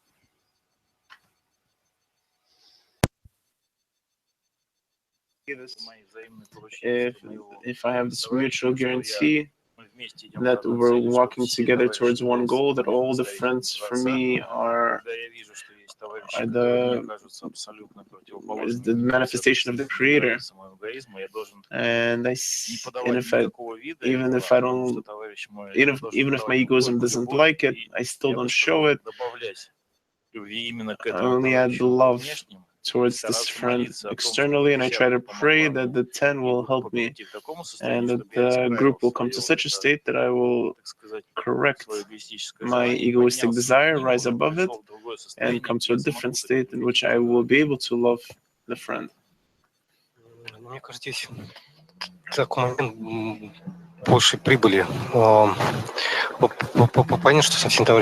have to understand that even though I see this friend, even though that this friend rejects me, but it's more beneficial for me. And I need to have some mutual work with that friend in order to connect. And this will reveal love towards him and self-annulment. Certainly the best thing is this mutual action in the realization of the method. Doesn't matter, it could be dissemination or some other action tied with dissemination of the wisdom of Kabbalah. And then the habit creates, the habit makes this transformation. We stop taking into account all those factors that the egoism just naturally sees, but our mind begins to focus specifically on the goal, on what the friend is aimed towards, and this investment into the group and mutual work. Look what Passover ended with. Everyone sat together and peeled potatoes, because after all these years of studying together these words, love of friends, this, that, we jungle them like in a circus. So you come, you do it, you go. Where is the point of contact with the Creator? I want to have some friction with him. Where? In the kitchen. Suppose I don't like some friend. He always leaves earlier than everyone does.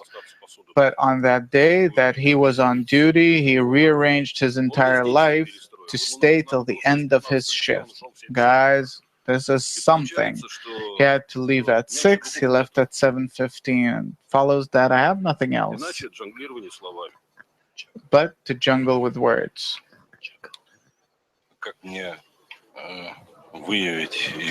But to juggle with words. This the point that the friend has, it seems to me that is the most important thing. How do I clean it? To connect it within me, to accept it within me. In other words, I have to.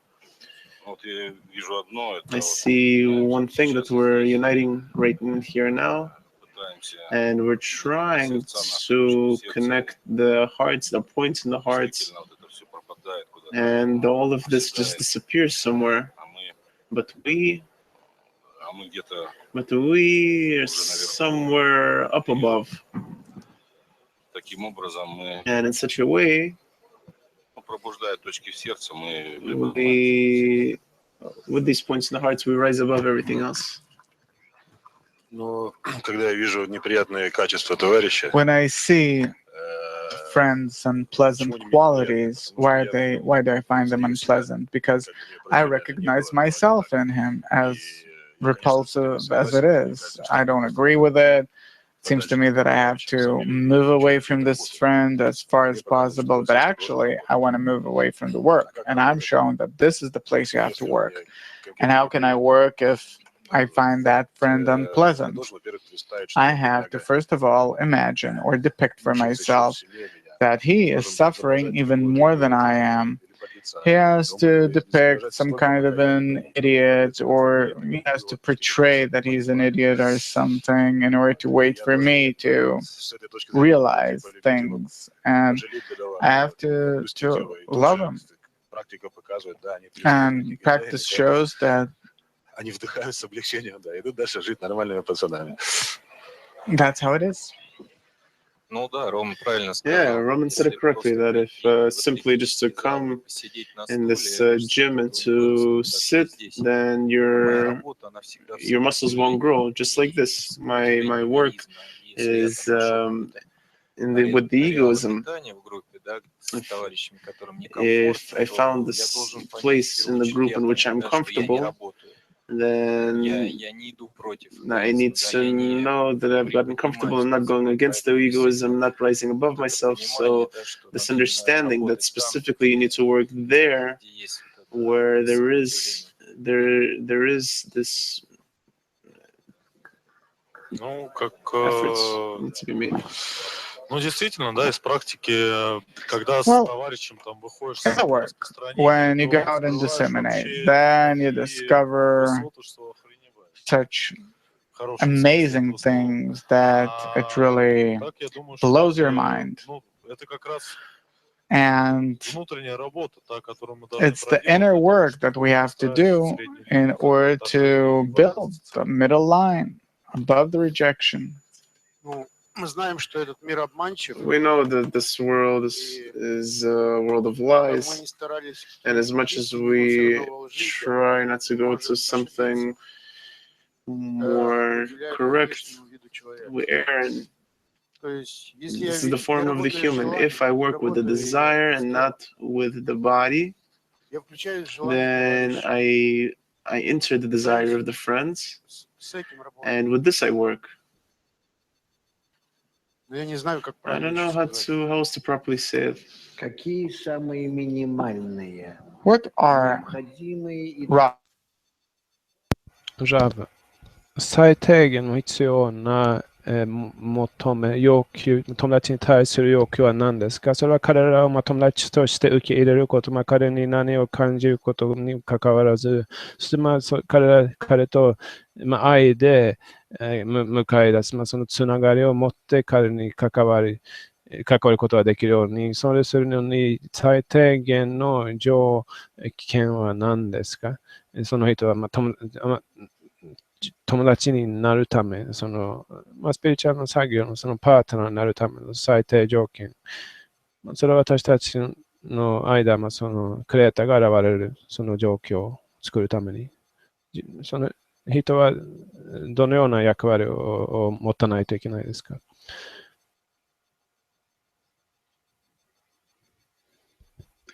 ？Meaning everything, including というのはすべてそこに含まれている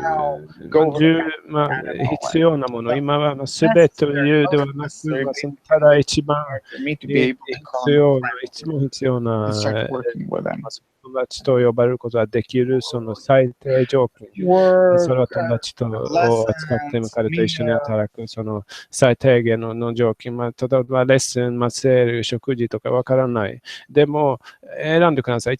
一番必要なもの。どうぞ。Feelings that are happening between the friend and I, to the extent that I feel the friend, to the extent that he feels me, to the extent that we, with one glance at one another, we can understand one another. This is the necessary thing. I thought you did, you thought I did. That feeling is necessary, if not to count all the other things, right? Yeah. Короче говоря, единомышленником он должен быть. Well, we have to have the same worldview. Only he has to express his devotion not simply in words, but also in carrying out the requirements that we have in our statute. It's very important. The minimal conditions that he needs to have the same goal as me. He needs to come to the lessons, to pay maser, and to take part in meals. Otherwise, I can't feel him. Then it seems like he's not really my friend if he's not fulfilling these minimum conditions that the Kabbalists have established for us. Но для меня важен договор. Well, there is there are the friends that are that agree to this kind of work. It could be the arvut. That's what's important. Probably the conditions of this contract. This is the charter. But there's this moment that's not really quite discussed, but it's like this attitude to the group. The group for the friend is the highest thing. This is, then we begin to understand. It's very interesting. The maser, the everything. У меня осталось только массер, да, это все вот это как база, но It's all like. Мне бы очень хотелось, чтобы товарищ сказал, я хожу. I'd really want for the friend to say, I'm coming Tuesdays. That's it. If this is what the friend says, I'll believe. That's it. You're coming Tuesdays, Wednesdays, Thursdays. Doesn't matter which day. I'm doing something else on other days. I don't know. But what's important for me is that I'm waiting for him that day. He made an appointment with me and he didn't come. I have plenty of good impressions from friends that aren't going anywhere now. And what? They're good guys. They are. They don't fight with me or anything. But I'm all the time waiting. Demidov. He's working 3 days in a row. What can you say? He built such an attitude towards the schedule that we know that that's how his life is. So this attitude out of which a person builds his schedule, the concern he has for it, that for me is very important. Yes, I could say in one word that the importance of the goal, everything that's tied to it, the responsibility that the Creator has given you, and what's lacking.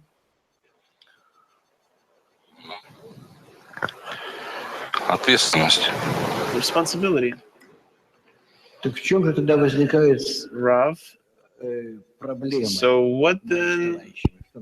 では、問題は何ですか？私と友達の間の問題、私も彼の行動とか、彼の姿、彼の癖とかもあまり好きじゃないというのは何が問題ですか？私たちの間に、いろんな種類の問題がある。その上でそのブリッジ、橋を作っていかないと、その問題。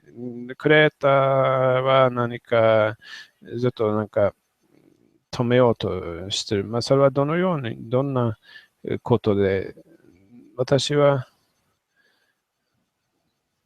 一番友達がこれがないといけない。友達クレーターは友達の中で現れないと、それがなければクレーターは現れないという、その一番必要なものは何ですか？友達に。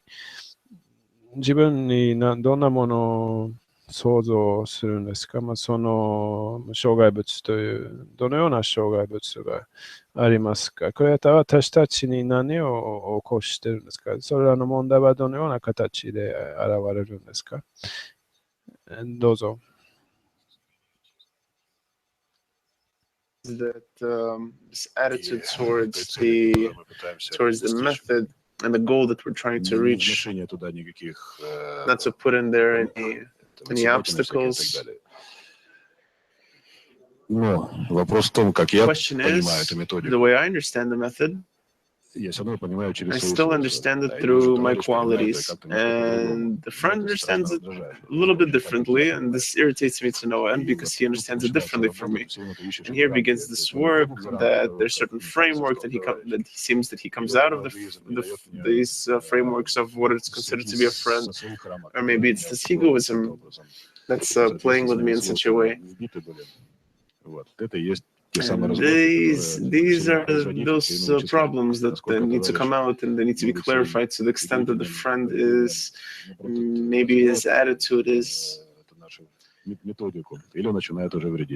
is he following our method or is he contradicting it?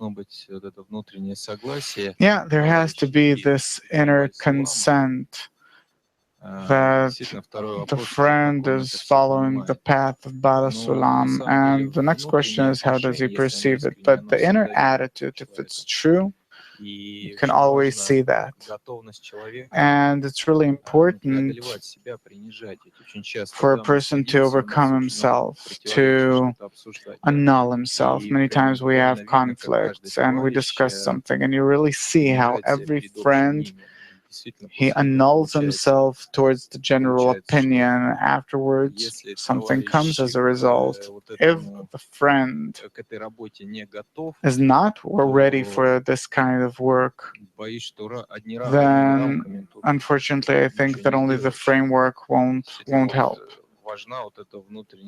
The inner readiness to annul yourself is very important. Well, I just want to thank all the friends here that are sitting here. We rarely have a 10 that comes together, but Rav helped us make it happen. Oh, what are we missing? We're missing the greatness of the goal, and these obstacles, they could be in many different forms. They come, for me personally, they don't come out because I'm constantly in disagreement with the Creator in one way or another. But when we come together, that it's possible to cancel yourself, that there's a room in which you can take this control over yourself. And this attitude towards the goal needs to be there.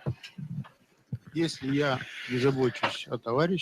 I don't care for the friends, if I don't show the right intention, the prayer, then there are, we don't understand each other. The Creator, he creates such conditions that we start arguing with one another, cursing each other, until we understand that we forgot about the Creator. Then we start correcting. Well, from one point of view, he throws us all sorts of, all these unpleasant things that they seem to us. And from another point of view, there is this, the most helpful thing is the importance of the goal. No matter what that will happen, we constantly must try to revolve around this point. Незыблемым я тоже считаю, что должно быть его устремление к цели, Yeah. он должен это проявлять. He has to show his yearning for the goal on the one hand, regardless of how he feels. We have different kinds of obstacles. Like one of my friends from one of my past tense says that each one of us understands this method his own way, and it turns out that we have to mutually build a common attitude towards the method, and for this we have to come daily to the morning lesson, get the portion of light, prepare ourselves throughout the day for the next lesson, and so on. And what we're lacking, I think, is working together on Rabash's articles in order to renew the inner work we have to do. For me, the two main rules is that between the friends the creator is found and self-annulment, each one towards the other friend. Да. Yeah. Можно так делать. Это значит, ты каждый You can do it this way, meaning every day, of course, you come to the morning lesson and you wait. когда вся десятка You wait for the 10 to gather for the morning lesson. молиться придется. And for this, you have to pray. You can't avoid that. И все, и ждешь. And you wait. Я тоже действительно очень рад сегодняшнему Yeah, I'm very happy about this gathering that we had here because вот этот вот триумвират немножко отца из него как-то убрали. We took the creator out of this. Товарищ и творец, стоящий за ним. The friends and the creator that's standing behind them, that we probably need to bring life back to this point. And it demands efforts. And if every morning we don't just come to the lesson for the creator, but we... I'm very glad that this was the topic of today's lesson, and I agree that I would love to work on the articles of Rabash in the 10, because we're constantly thrown into these different changing attitudes. If we start to work at this in the 10, then I feel there'll be some changes. Rob, so maybe during the day it's necessary. 昼間にするために、必要な、その自分の友達に対する態度を見直す必要がある。毎日何回か自分にリマインドする。真剣に真剣な態度を持つ。それは真剣な、シリアスなその変化を求めて、ずっと、その正しい方向性に向けていく。もしかしてそういうふうに、演技する必要がある。あなたたちはどう思いますか？私たちはどのようにその自己コントロールで自己是正というものをどのように実現化できますか？それは互いに手伝うために、どのようにそれを訳せばいいかわからない。各自が友達を助けるというもの。どのようにそれを実践的にできますか？今日から毎日それをもう一歩その道前に進んでもう一歩ずっと足していくそのスキームその順序私たちの間で作っていくただ以前にあったその状態を復活させることだけそれを粉砕したものをどのようにそれを復活させることができる。そこでまたクリエイターが現れることができるようになるためそこに何を足す必要がある。その内面的な感情何を足せばいいか他のやり方とか可能性どのように足せばいいか。それは互いにシェアして互いに求めることができるようになるため具体的なそのアドバイスが必要。そこでそれができれば互いの共通の要求を感じ出す。クリエイターに対するその祈りというものができる。それはただその祈りだけが彼を影響させる。どうぞこれは実践これはできますか？本当にこれは動くようになるために、その実践的に、クリエイターに向かって実際に、進んでいく、クリエイターが現れること、意識的に向かっていくことで、それは本当に起きる、これは起きるのこれから分かる。それじゃなければ、それはただばけた状態の中、何も起きない状態だから、実際に起きること、それに向かうためにどうぞお願いします。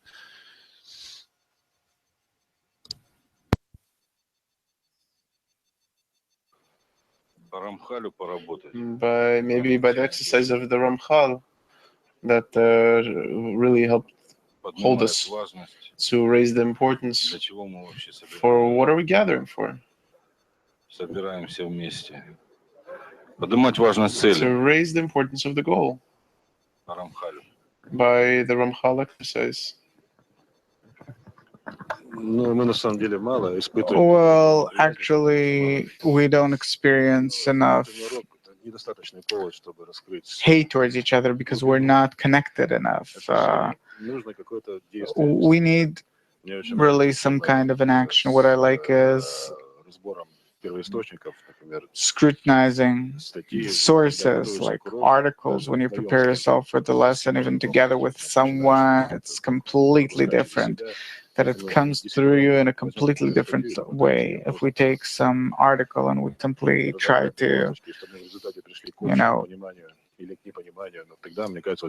scrutinize it, then I think we'll get a place to scrutinize our relations and to build them correctly, meaning it has to be based on some action, and I think that's the right thing to do. Yeah, we need exercises. And we need like a checklist like we talked about today. Am I found in this type of understanding? Where am I found? We need some kind of system to coordinate ourselves that I can see, look at it and see where am I relative to the friends. And let's say to where do I want to reach, how. These are all these types of exercises between us. Well, I'm ready at 8, 9 in the evening to connect the whole 10 in order for us to scrutinize some article by Rabash. Because the preparation starts in the evening, and in the evening that's exactly that point where we can find out the state we're in. And there you won't be able to cheat anyone, and you yourself will understand the extent you've been thinking about the friends and so on. Here we need a training and a way to test it. That I throughout the day, let's say during work, I'm disconnected from Kabbalah, from the friends, and in general, I don't think about the group because my work disconnects me. But together with that, I found this type of method for myself that the thoughts, since they come from the Creator, that in my thoughts comes thoughts about the friends, and then I begin to go through the entire 10. I think about a friend, and I start to see who did I forget, and to sort through this whole thing. And in such a way, I train myself to think about the group. It's a very good idea. We can do that. Suppose we can build a graph, and we can build a schedule, and at 2:15 we're thinking about Roma, and we're thinking about him, that he is an excellent friend, and in short, we make him great. I don't think we ever did something like that before. It seems to me that we need to sign a contract that each person takes this responsibility towards their friends, and then it doesn't matter how, maybe an electrical way or some kind of chart that I need to fill out 2-3 times a day, and then by the result of this chart the next day we can see who is found in which place, and there's a place where we need to see where each friend is found, and we need to pray over them, maybe to do a duty by the Ramchal style, and then maybe to think of a certain person or the 10, but it needs to be put into a certain framework. And there needs to be these strong agreements between us, so that we'll understand to what extent we depend on one another. So it will just be clear to us. So after the lesson, we really need to talk about what was in the lesson, so we could prepare better for the next one. And if I don't have anything to say about what happened in the lesson, that means I was sleeping. The egoism is ashamed, and we need to play with this all the time. И собираться даже не по итогу как бы. Ну вот сейчас в каждой группе Rav, в мире in every group in the world right now, 全世界の各グループ、今、ロシアの各グループの中にもいろいろな問題があります。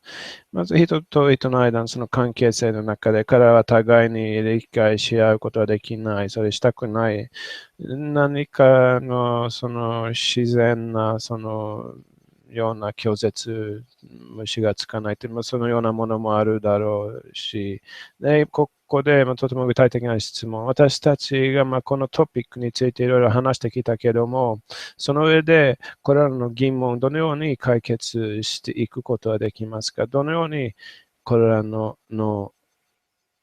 こと、その解決のできない、何年間もそれを解決できなかったことをどのように解決できますか？その実践的にそれに扱うことで、ただその今までもそのずっと同じその態度を持ってたがに、その何か言う言葉だけではなく、これから具体的に私たちの直接的に自分を向けることができますか？せめてその共通のその状態に全て私たちのその悪い関係性を、友達ともグループの仲間互いにその悪い関係性をどのように一番プラクティカルな具体的な一番短いやり方でそれができますか？というのは、私はその中立的な状態になる。中立の共通のその状態、その複雑な関係性を持っている彼らとその共通な場所ができる。で、そこで私たちのその友愛などに基づいている関係性を作っていく。それはクリエイターが現れるその条件であるすべてを作っていく。私たちそれをするのに、具体的に何をすればいいですか？どうぞ。That what's getting in the way of our connection, these problems, we need to talk about it. Rav, maybe you need the help of the group. Rav, もしかしてグループの手伝いが必要、そばにいる友達のヘルプが必要かもしれない。その誰かのその正しい良い関係性を作ることはできない。長い間彼とずっとそれができなかったで、今彼のことを本当に耐えられない、その状態に慣れてきてるし、具体的にプラクティカルに何をすればいいですか、そこで。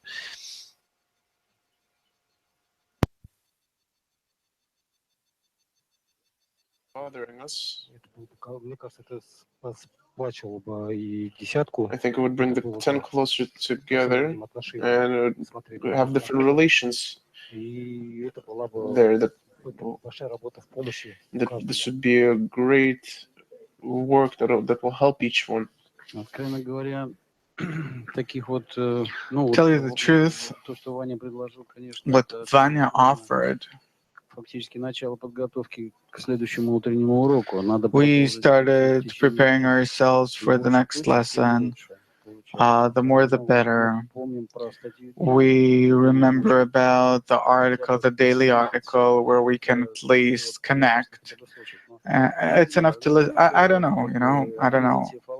You have to actually cut your finger off, and it'll take a lot of time to heal. And during that time, you'll be thinking about there's none else besides him, and what does it have to do with your friend? Yeah, maybe to choose a certain day of the week, maybe Thursday, that when we talk about that, I forgot that behind the friend stands the creator. First of all, this is what's slipping away. That the friend and the creator, my relation towards them, that I forget about the friend or the creator, or I forget about the creator. So the system needs to be clarified, maybe to choose a day to do it. And I have one suggestion, maybe it will help somebody. I had a situation, not just one, and at the same time, where the friend that was close to me, he accidentally were walking to the car, and he raised another friend in my eyes that I didn't even notice before. And because this first friend that I was very close to him, so it just penetrated me when he talked about the third friend. Maybe we should create such a system in the group where if I'm really talking from the heart about somebody, but someone that's close to me, then maybe it will fall into the hearts of somebody and change the relations here. Well, видим какие-то отношения неприятные, нехорошие. we see some bad relations between friends, suppose. I have that in my tent. You don't have to look far. And if we will have this meeting where the friends talk on, I think that much can change as a result in my attitude or in friends' attitude towards others, because all the 10 Sefirot are here. All the uncorrected states, they're only here. The Creator is demanding us to simply renew our attitude.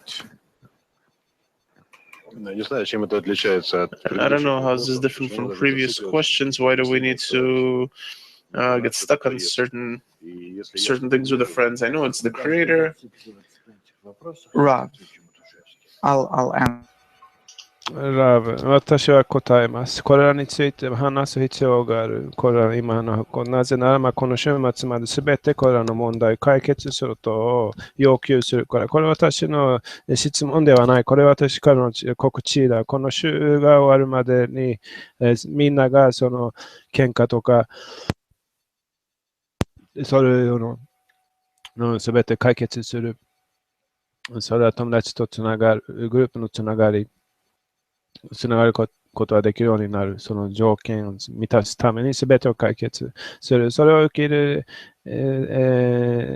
それを受け入れたくないのならば、それでいい。でもその時、それなら、家で座ってグループ行かずに、そのような問題があるグループに行くよりも家にいた方がいいよ。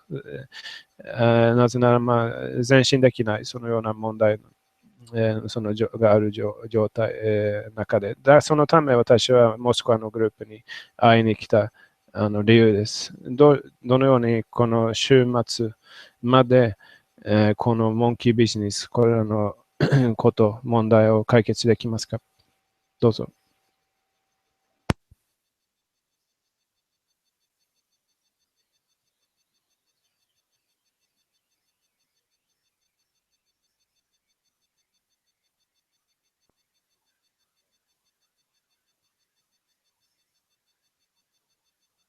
Everything else, if we try to jump into these problems and try to resolve them on the plane of this world, not solve anything, but we should try to love, and love will cover everything, and everyone should do this for himself. Okay, everyone has to understand who does he have, who is he in strife with, and solve it independently, but not in the way that I won't argue with him, we simply won't talk. It's not the external distance that's important, but to overcome the inner distance between us. So one thing is simply to stop arguing, but the other thing is to build good relations with the friend, and everyone has to take a step. Rav, moving on to questions, please.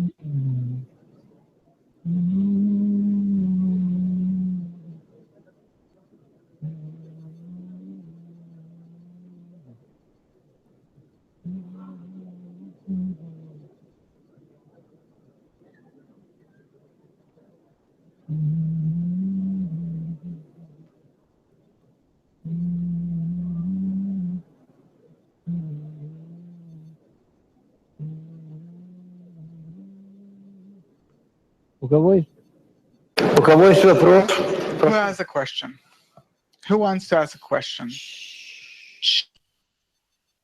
質問ありますか？誰か質問ありますか？みんな座ってください。どのように、モスクワからのジェニーです。どのような関係を持てばいいですか？友達、なんか友達に対する、その悪口とかしたりする友達がいれば、彼に対するどの態度を持てばいいですか？それは自分の態度が悪いですか？それか、それはグループを考えればいいですか？それはその噂話とか。いえ、あなたがもし個人的な問題を持っているんだったら、それは個人的な問題ではなくて、それはグループの問題。そしてあなたが何をしなきゃいけないのかということを決めなきゃいけない。例えば、友達がその技とか話したりする、その人、他の人に話したり、それはグループに被害をもたらすんですか？それから私、それは自分のことですか？もちろん。実際、私たちは、クレーターと話さなくてはいけない。モスクワからのマキシムです。じゃあ、昨日質問を聞くことできなかった。あなたが言ったことについて、その10人のグループが一つになる必要があると。それ私言った？はい。私は思うには、私が言う前にも書かれてたよ。はい。で、今日、モスクワグループとの、そのミーティング、で、あなたは同じ一言で言った、そのグループ全体一つにならないと。全グループというのは、というかそれ10点のこと、私が何について考えなくてはいけないのかということは、私が点の中にいるんだったら、それが一つになったときにクリエイターを沸かす。で他の点のことについてはわからないけど、でも、それらがつながる。私、自分の点の世話をする。利己的にでも、全世界を気にすることができない。世話することができない。簡単に言う。これがあなたが取り掛かんなくてはならない、その仕事です。他者に対して無化する、してお互いにつながるということ。そしたら、クレーターが悪化されます。だからこの10個のこの特質だけを集めるということだけで十分です。私の手の中で、作業するだけで完璧さに至る。はい、そこが質問、みんながそれを聞くこと、それは理解されていること、シンプルなことであるように、全てそれで終わるけども、でも質問はその一つになっているというその状態は何ですか？またそれ答えようとしたけど、なんか追加ありますか？一つとは、クレーターに対するどのようなつながりもないということ、as one、一つとは、各自が自分自身で一緒に一つの特質になるということ、その10の特質になるということ。で、それの特質、何が起きるんですか？その他の特質の中で何が起きるんですか？私はそこで。それすべてがそこにつながる。他者とつながる。しても他の人よりも自分が小さいと、感じるして、時には、より大きくみんなに影響を与える。より大きいとして、そして、彼らを一緒につなげる。クリエイター、各自を思い描くんではなくて、その代わりに、クリエイターを心を描かせるためにそういうことをする。一つと言われているこの特質に、クリエイターを。もう一つ聞きたかったことですけど、これのことを何か一時的なものとして獲得するんですか？それともそれを獲得したら、それを掴み続けることだけですか？いいえ。ほんの一瞬だけでも、それで達成できます。でも次の瞬間にすぐまた落ちてしまって、またクリエイターがいなくなる。でも、そしたらお互い嫌いになる。たくさんの障害が送られてくる。そして、またその上に登る、その一つというその特質の方向に行こうとする。そしたらまたクリエイターが明らかになる。だからステップバイステップでこういうふうになる。してそれと一緒に、あなたはそのクリエイターを明かします。つまり、ありがとうございます。自分の点だけについて考えてください。あなたが他者に対して私のグループとか、他のグループよりもちっちゃなグループとか、そしたら私たち感じます。本当に真剣的なその力が加えられるということについて、そして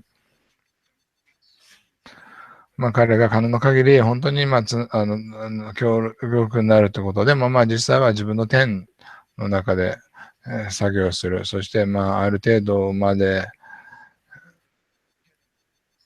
その競争というものがあるかもしれない。これについてはまだ話していません。でも、また将来においてそういう競争というものがあるかもしれない。それが、実際に利益をもたらすようになる。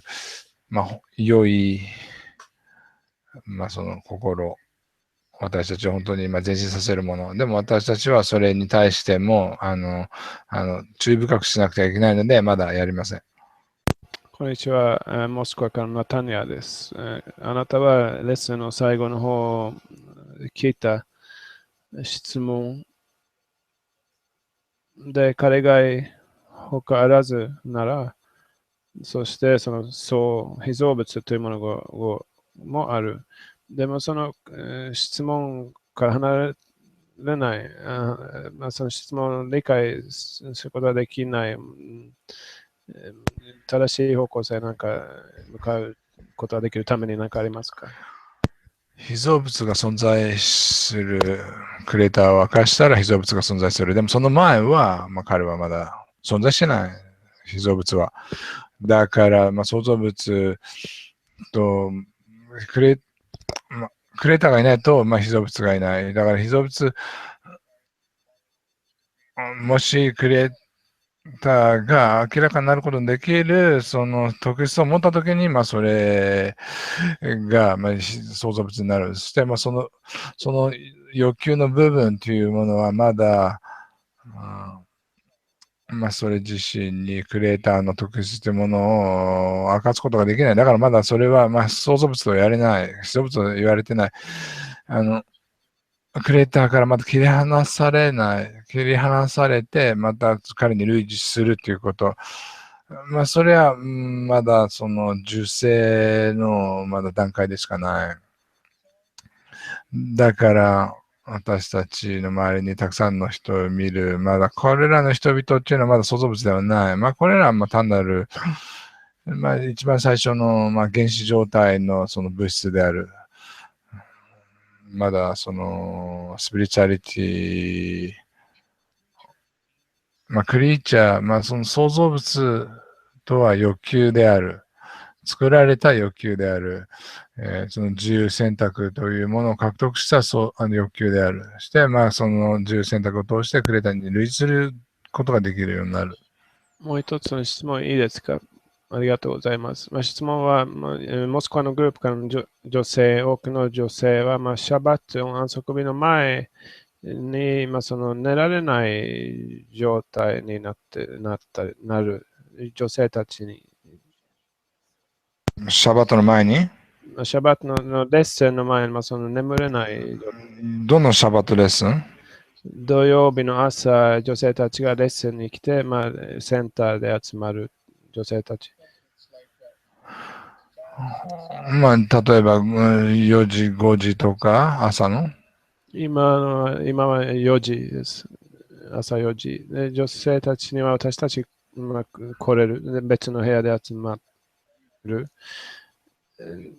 毎日朝のレッスンに起きる人もいる。彼女たちには問題がないけど、でもそのシャバットのレッスンには眠れない状態に上がる。なんか飲んでも、寝れない、どのようにその状態を処理したいですが、そのレッスンに来ると、それは準備として、その眠れない状態、時間をどのように準備として使えばいいですか？寝ないの？徹夜してるってこと？はい、そういうのもある。それはレッスンに来るか来ないかの関係なく、たまには自分のお母さんに運転するし、眠れないことが多い。このような問題初めて聞いた。なんて言っていいかもわかりません。そのような問題、今まで聞いたことがない。もしかしたらあなたすごい緊張しているのかもね。例えば、興奮状態なのかも。なんて言っていいかわかりません。もしかしたら散歩したり、ちょっとお酒飲んだりとか。酒飲むのは助かる。じゃあ、それでいいんじゃないですか？質問ないね。そしたら。本当だよ。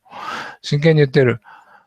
ちょっとウイスキーとか飲んだり、ワイン飲んだりとか、一杯のグラスとか、2杯、3杯でも。どうぞ。こんにちは。サンクトペテルスブルクのマリアナです。昨日の、コングレスから、昨日、東京からいろいろなそのプラクティカルな実践的なものを進むためのものがいろいろ得ました。正しい祈り作るグループと働くグループの中のコミュニケーションが必要、普及活動について質問があります。お母さんとして、母親として、私は、仕事の時間、普及活動をやってます。で、いろいろ、仕事でいろいろ得ています。どのように友達たちから、その態度、これもクリエイターだから、私たちの仕事だから、その同じような力が必要、いろいろ責任も必要、どこでもそのバランスというものをどのように見つけれますか？これ難しい質問です。そんな複雑じゃないですよ。子供のために天の、世話をしなくてはいけない、彼らが成長するために何が必要なのかってこと。でももしあなたが本当に彼らに良くてナイスな、健康的な、安全な将来を与えたいなら、クリエイターに近づかせなくてはならない。そのために、本当に真剣なサポートが必要、シリアスな。そして、でも彼らに必要なものを与えた後にそれをすることができます。いわゆる、タントラに、彼のそのゴドリネスが明かされたという記事、称賛するとか、それを、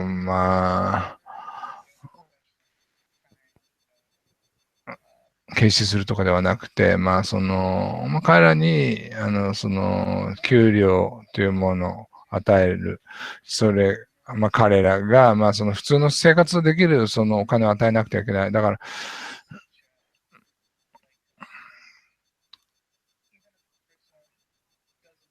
ら、たとえその人が、仕事しなくても、基本的な給料をもらえるということは、なぜならば、仕事が今ないから、そして、もうこれから、本当何百万人もの人が、このような基本的な給料を働くことなく受け取るようになる。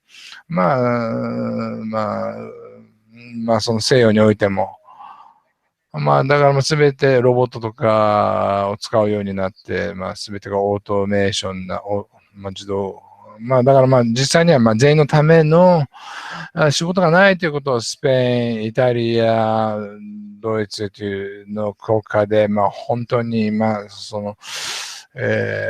仕事がなくなって、その基本的なその給料をもらうようになる。もうそれはすでに始まっている。だからこの基本的な給料ではない。それはその最低賃金とかではなくて、普通の生活をする、そのファンシーな生活ではない、豪華な生活ではないけど、普通の生活をするためのそういうお金、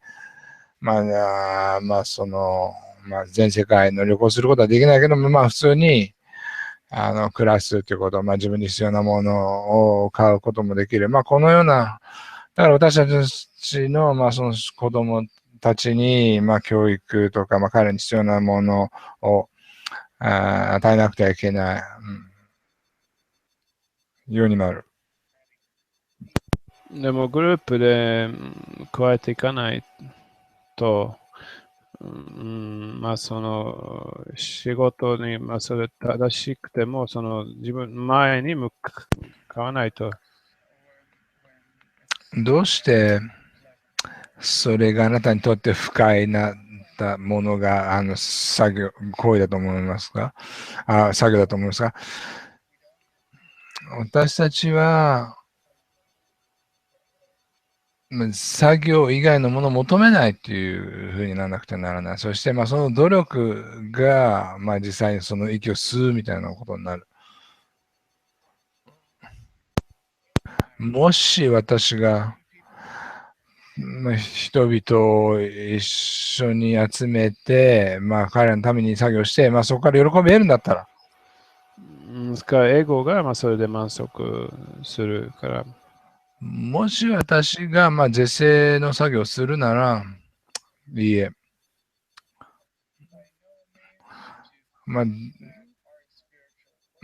私たちのスピリチュアルな作業は、涙を流してやるっていうべきではない、絶対に。全くその反対。本当に喜んでやるということ。そしたら、本当にクリエイターに感謝することができる。そうじゃなかったら、あなたは彼を罵ることになります。ありがとう。ラブ、こんにちは。質問があります。どの時点で、弱がどの時点で明かされるんですか？そしてそこに陥るのをどのように防ぐことができますか？その人はその人のうぬぼれから来る、特にその性質からうぬぼれ、あなたが他の人を悪く思うんだったら、あなたは自分自身をそこの上に上げることができない。上昇するための必要性というものをより大きくすることによって、それが他者を誹謗中傷する。どうしてそれが誹謗中傷かというと、誰か他者に対して考えること、それは何のためですか？最初は、その実践につながる、実践に向かっているから、そしたら、他の人を考える必要がなくなる。クレーターについてで考えてください。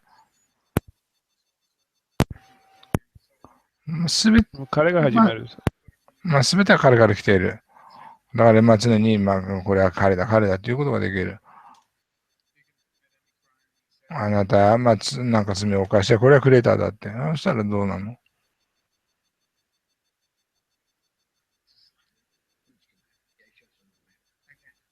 それは誹謗中傷ですか？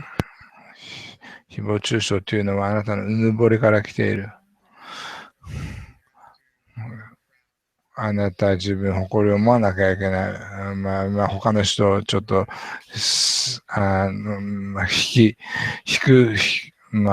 低くさせる。自分が大きく高いところに優越感を感じたいために。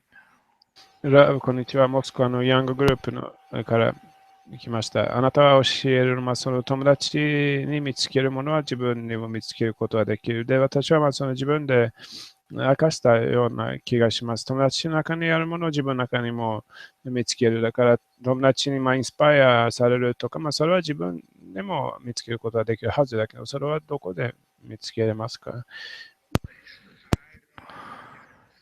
ちょっと理解できません。もう一回言って。あなたが教えるのは、友達にあまり好きじゃないところも、それは自分にもあると。そうじゃなかったら、あなたの嫌いなものをどうやって見ることができますか？あなたにその不十分なその特質がある。あなたにそういう牛とかそういう特質がある。そしたら他者に投影させなかったらそれ見ることできない。私、友達に好きじゃないのを、自分の中でも発見する。あなたに同じものがあるってこと？はい、同じもの。でそれは自分に力強くなる、インスパイアされるものだったら、それも自分にも見つけるんですか？自分にもあるんですか？ネガティブして、ポジティブな特質。はい。そのポジティブないいこと、そのインスパイアされる力つく。もう彼らが、あなたの中に存在しているって言ってた。その好きじゃないことものを発見するけども、その自分の好きなものをどこでいつ発見できますか？ちょっと理解できない。でもあなたが自制されるときです。あなたは友達の中に良い特質を見ない。はい、見る。でも自分の中には見ないってことね。はい。どのような特質で友達の中のその良い特質を見るんですか？理解できない。次の質問。ラブ、こんにちは。モスクワからミハエルです。最近学び出したけど、始めたけども、その実践的な質問ですけど、毎日Macオンライン学習センターに来て、で、グループ、と一緒に座って、それは、違うグループ、一緒に行った方がいいですか？それか同じグループにに行った方がいいですか？わかりません。Macからの友達とか知らないから。一般的に今どのように友達と一緒に学ぶ場合ですか？もしかしたらあなたの今いるフェーズっていうのは、その点の中、点と一緒に勉強しているのか、誰と一緒にいるのか、でも実際はあなたが誰と一緒にいるのかっていうのは、あんまり重要ではない。彼らを受け入れて、一緒に作業してください。で、私自身がどこで座ればいいか、それ自分で選ぶ。みんな知ってるサークル座るか、誰も知らないサークルを選べばいいかという。他の人に自分のための決断させてもらった方がいい。自分のエゴがエゴでその計算しないように。じゃあ、そのような計算を持たない方がいいですか？計算はあなたに何も与えない。新しい人を、見つけた方がいい。あなたと全く反対の、そういう新しい人を見つけた方がいい。そしたら、そしたらあなたはその作業することができるようになる。もしかしたらあなたはタフで、本当に不純かもしれないけど。じゃあ、一般にその好きじゃない人に行けばいいですか？もしかするとね、わからない。それを快適な、好きな人とか、嫌いな人とか、それその人自体によるから、良い、環境に行って、前進する人もいるけど、そういうところで、前進できない人もいるかもしれない。だからその人の、キャラクターによります、性格によります。だからこのようにとかあのようにいろいろトライしてみてください。試してみてください。ディアラブ、こんにちは。私はビクトリアです。で、これはサンクペテルスブルグの友達です。私はクレータに感謝したい。そしてあなたに、その愛を、なぜかあなたは、世界にカバラを明かしている。大きなありがとう。質問は祈りについてです。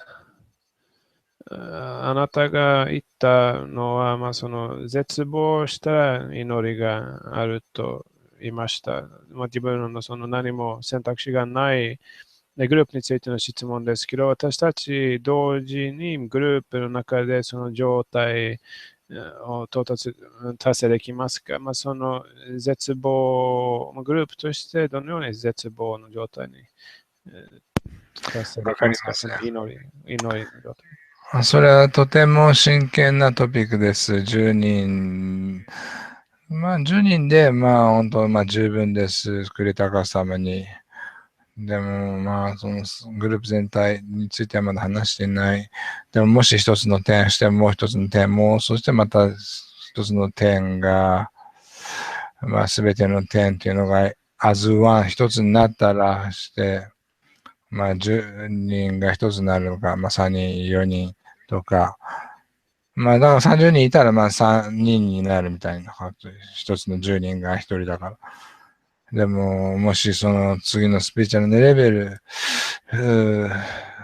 に行くことができる。でも、もう二つ目は、私たちはもう、経験を得た知識もある。一つの点が一つになったんだったら、その一つになった点の間でのつながりというものに問題がなくなる。なぜかというと、その各点に、どのように、そのお互いにつながることができるのかということを知れるようになるから、でも、主要なことは、ありがとうございます。いくつかの点を是正するということです。Dear Rab、こんにちは。アレクサンダーです。質問があります。本当にここに来たのありがとうございます。あなたはここにあなたの欲求を、持ってきた。で、これはモスクワのグループの欲求です。各、天の各友達があなたの欲求を自分の欲求としてそれを持ってそれを満たそうとしたら、それは正しい働きですか？そうですね、一般的には。はい。でも、私の要求って何ですか？私の忠告、アドバイスって。私たちが経験したこと、今。私の、その勧告。もしあなたがそれを実践するんだったら、すべてが本当に良くなる。でもそれは私ではない。もう一回言う。私の代わりに、本当に、クリエイターという偉大な先生を見なくてはいけない。私も、同意できます。はい、どうぞ。ラブ、ヴラディミールとアンドレイ、サンクトペテルスブルグから私たち、今先のワークショップの中で、どのようにその、本当に長い間、それを夢見た、目指したそのポイントをどのように、到達できるかについて話してきた。それができるまでここから出られないというふうに言った。それは、週末まで待つではなく、今すぐどうにか、今すぐ何すればいいですか？何の話すればいいですか？わかりません。テーブルのところで座って、あなたの本当に一番の敵を、呼んで、何に同意できないのかということを、あなたたちの間に点を置いて、みんなに聞いてください。聞きましょう。どのようにあなたは統一の状態をあなたたちの間で作ることができますか？そしてあなたが言う、もしそれができるんだったらそれやってください。全く問題はないですよ。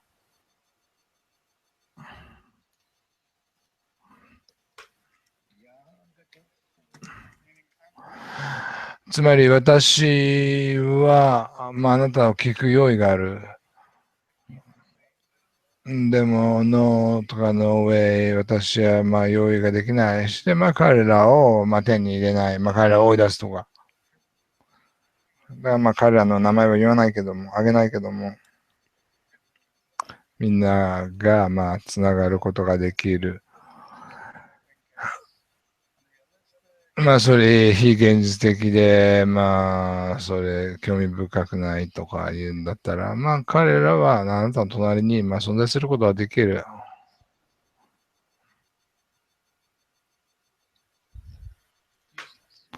全くその利用価値がない。でも、私たち、このコングレスから出なくてはならない。何をもってかというと、本当に明確なオブリゲーション、使命を持ってね、出なくてはいけないこのコングレスから、まあ、理解を持ってして、まあ、本当に吟味して、まあ、この週末までにその統一に至ってください。まあ、全てあなたの前にある。どうぞ。でもグループすべてうまくいってるように見えてる、その大きなその喧嘩とかがないように見えてるコンフリクト。その意味はあなたは何もしなかったってこと、何もしないということ、まあ、だったらどこにくれた方がいいの？もしかして、まあなんかそういうのあるけども、でもそういうのがあれば、あってもすぐなくなる。その意味はクレーターがあなたに必要としてないということ、何の問題も与えないということ。では質問です。モスクワのグループ、どのように、まあ、彼らもそのようなものがある、いい状態になるように、どのようにできますか？他のグループ、どのようにヘルプできますか？だから私が、モスクワに、大きな問題があるから私はここに来たんですよ。私言った。私は自分自身を招待したここに来るって、行くって。でもこれらの問題があるけども、でも、それっていうのは、この問題を、解決するため、解決できる、そういう機会、そういう強い人々がいるってこと。だから来た。私たち、あなたが言ったことを、行うの準備ですけど、ここの組織もその責任者もいるわけですね。彼らに向かってこのプログラムを変えることを彼らに取り上げて、することで、今日からでも新しいそのレベルができる習慣で全てが変わる。全く問題はない。やってください。次のレッスンって何ですか？計画によると。Q&A ね。はい。じゃあ、お互いに質問して、お互いで答えて答えです。はい。本当だよ。どのような形態でも私はもう、やる用意がある。私は、正しい、官僚というものを見たい。モスクワからのアントンです。ここでつながった友達たち。何か明らかにしようと思ったら、それは普通だけど、普通だと思ったら普通ではない。本当にひどい、もし、それほど死みたいなことでもそうではなくて、喜んでください。吟味する、理由があるなら。だから格好したんだったら、また上昇するんで、だから彼言った、邪悪な成功を作った。そしてそれを徐々に明かしている。だから私から何か良いことが出るということは、私に期待するんだったら、そういう良いことを期待してください。でもそうじゃなかったら、悪いものだけが来る。そこから何かの形を作りたい友達たちが、その上昇、すべてが大丈夫のその23時間はそう大丈夫だけど、その30分もグループで、それを形つけないといけない、グループの中で、あなた話したそのエクササイズ、練習と同じように、その飛行機が飛んでるとき、まっすぐ行くことがない、すぐなんか左行ったり右行ったり、でずっとそれをまっすぐ行くようにそれを調整したりって、パイロットが調整していく。で、私も同じように、そのいいことをただ期待するのではなく、すべてが、ここにその明確、その何かの行動が必要。例えば、妻が聞く。私の15分は、どこです、いつですか？で、私もそこで理解する、クリエイター以外誰も助けてくれない。なぜなら、それ以外、自分の受け取る意思しかないから、何の話ができる？あなたの奥さん知らない。でももちろん、彼女にどのようにあなたが愛しているのかってことを言わなくてはいけない。はい、わかります。それはグループの中も必要その家族の関係性をグループにもたらしたら、その結婚というものもそれを一つにしたら、それは理解できる、それ本当にそれで前進できる、その15分、それは正式的にその間会うというのを決めて話したくなくてもそこにプッシュされて一緒に。誰が1日、15分彼女をどのように愛しているのかっていう人がいる？彼女をどれぐらい愛するとかだけではなく、彼女はいろいろ愚痴、私に対するその。じゃあ座って、耳を傾けてください、彼女の言うことに。はい、なんかグループで、その火という燃えると言います。情熱とそのグループに走って、普及活動出るたくなるとか、そうなるけど、でも本当にクリエイター見つけようとする。モスクワのグループは、その各10人のグループに同じこのことがある。それを受け入れる準備ができている。それは批判としてではなく。1日に15分、その女性と一緒に座ったり。で、グループとして1週間、せめて15分、10人のグループも同じ、そのどういう。自分たち自身で決めてください。なんか、その質問した女性がいるね。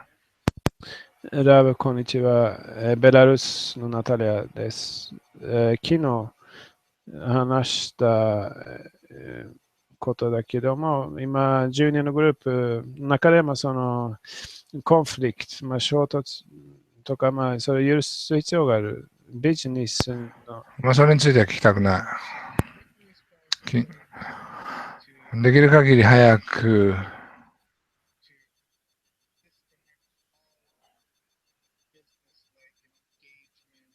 そういう、友達と一緒にビジネスをするということかやめてください。その友達はビジネス一緒にすることができません。でももうすでに今それが起きているのなら、そこにコンフリクトというものがあって、それがグループの邪魔になるだったら、彼らをグループから追い出して、彼ら自身でそのコンフリクトを解決してください。物質的なその問題であれば、物質的なレベルで解決した方がいいですか？一緒にそういう仕事しちゃいけないってこと知らなかったの？してたんだったら、それは彼ら追い出して。みんな、休憩です。ランチです。あとはどういうふうに言うのかな。ミールね。はい。はい、曲。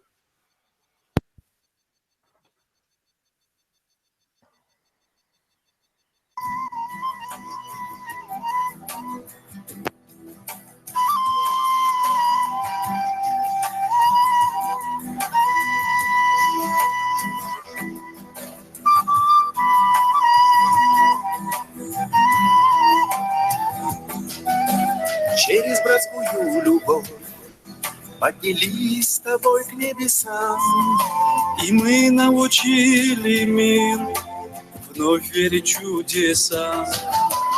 Через братскую любовь мы прошли тысячи лет и разбудили вновь вечностью спавший свет. Забывая о любви к себе, мы научимся отдавать. Забывая о любви к себе, мы не сможем больше солгать. Забывая о любви к себе, мы научимся отдавать. Забывая о любви к себе, мы не сможем больше солгать. И пламя в пустыне из искры разошел, из искры нашей братской любви.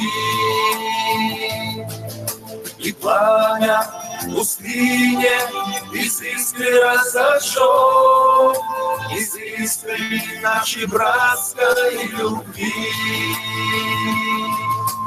Через братскую любовь поднялись с тобой к небесам, И мы научили мир вновь верить чудесам. Через братскую любовь мы прошли тысячи лет и разбудили вновь вечностью спавший свет. Забывая о любви к себе, мы научимся отдавать. Забывая о любви к себе, мы не сможем больше солгать. Забывая о любви к себе, мы научимся отдавать. Забывая о любви к себе, мы не сможем больше солгать. И пламя пустыне из искры разожжем, из искры нашей братской любви. И пламя пустыне из искры разожжем, из искры нашей братской любви.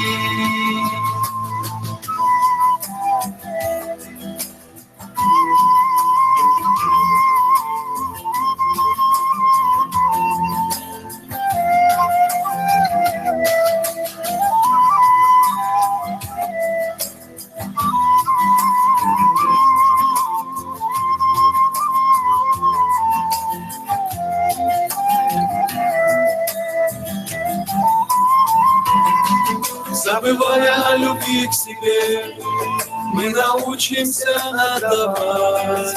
Забывая о любви к себе, мы не сможем больше солгать. Забывая о любви к себе, мы научимся отдавать. Забывая о любви к себе, мы не сможем больше солгать.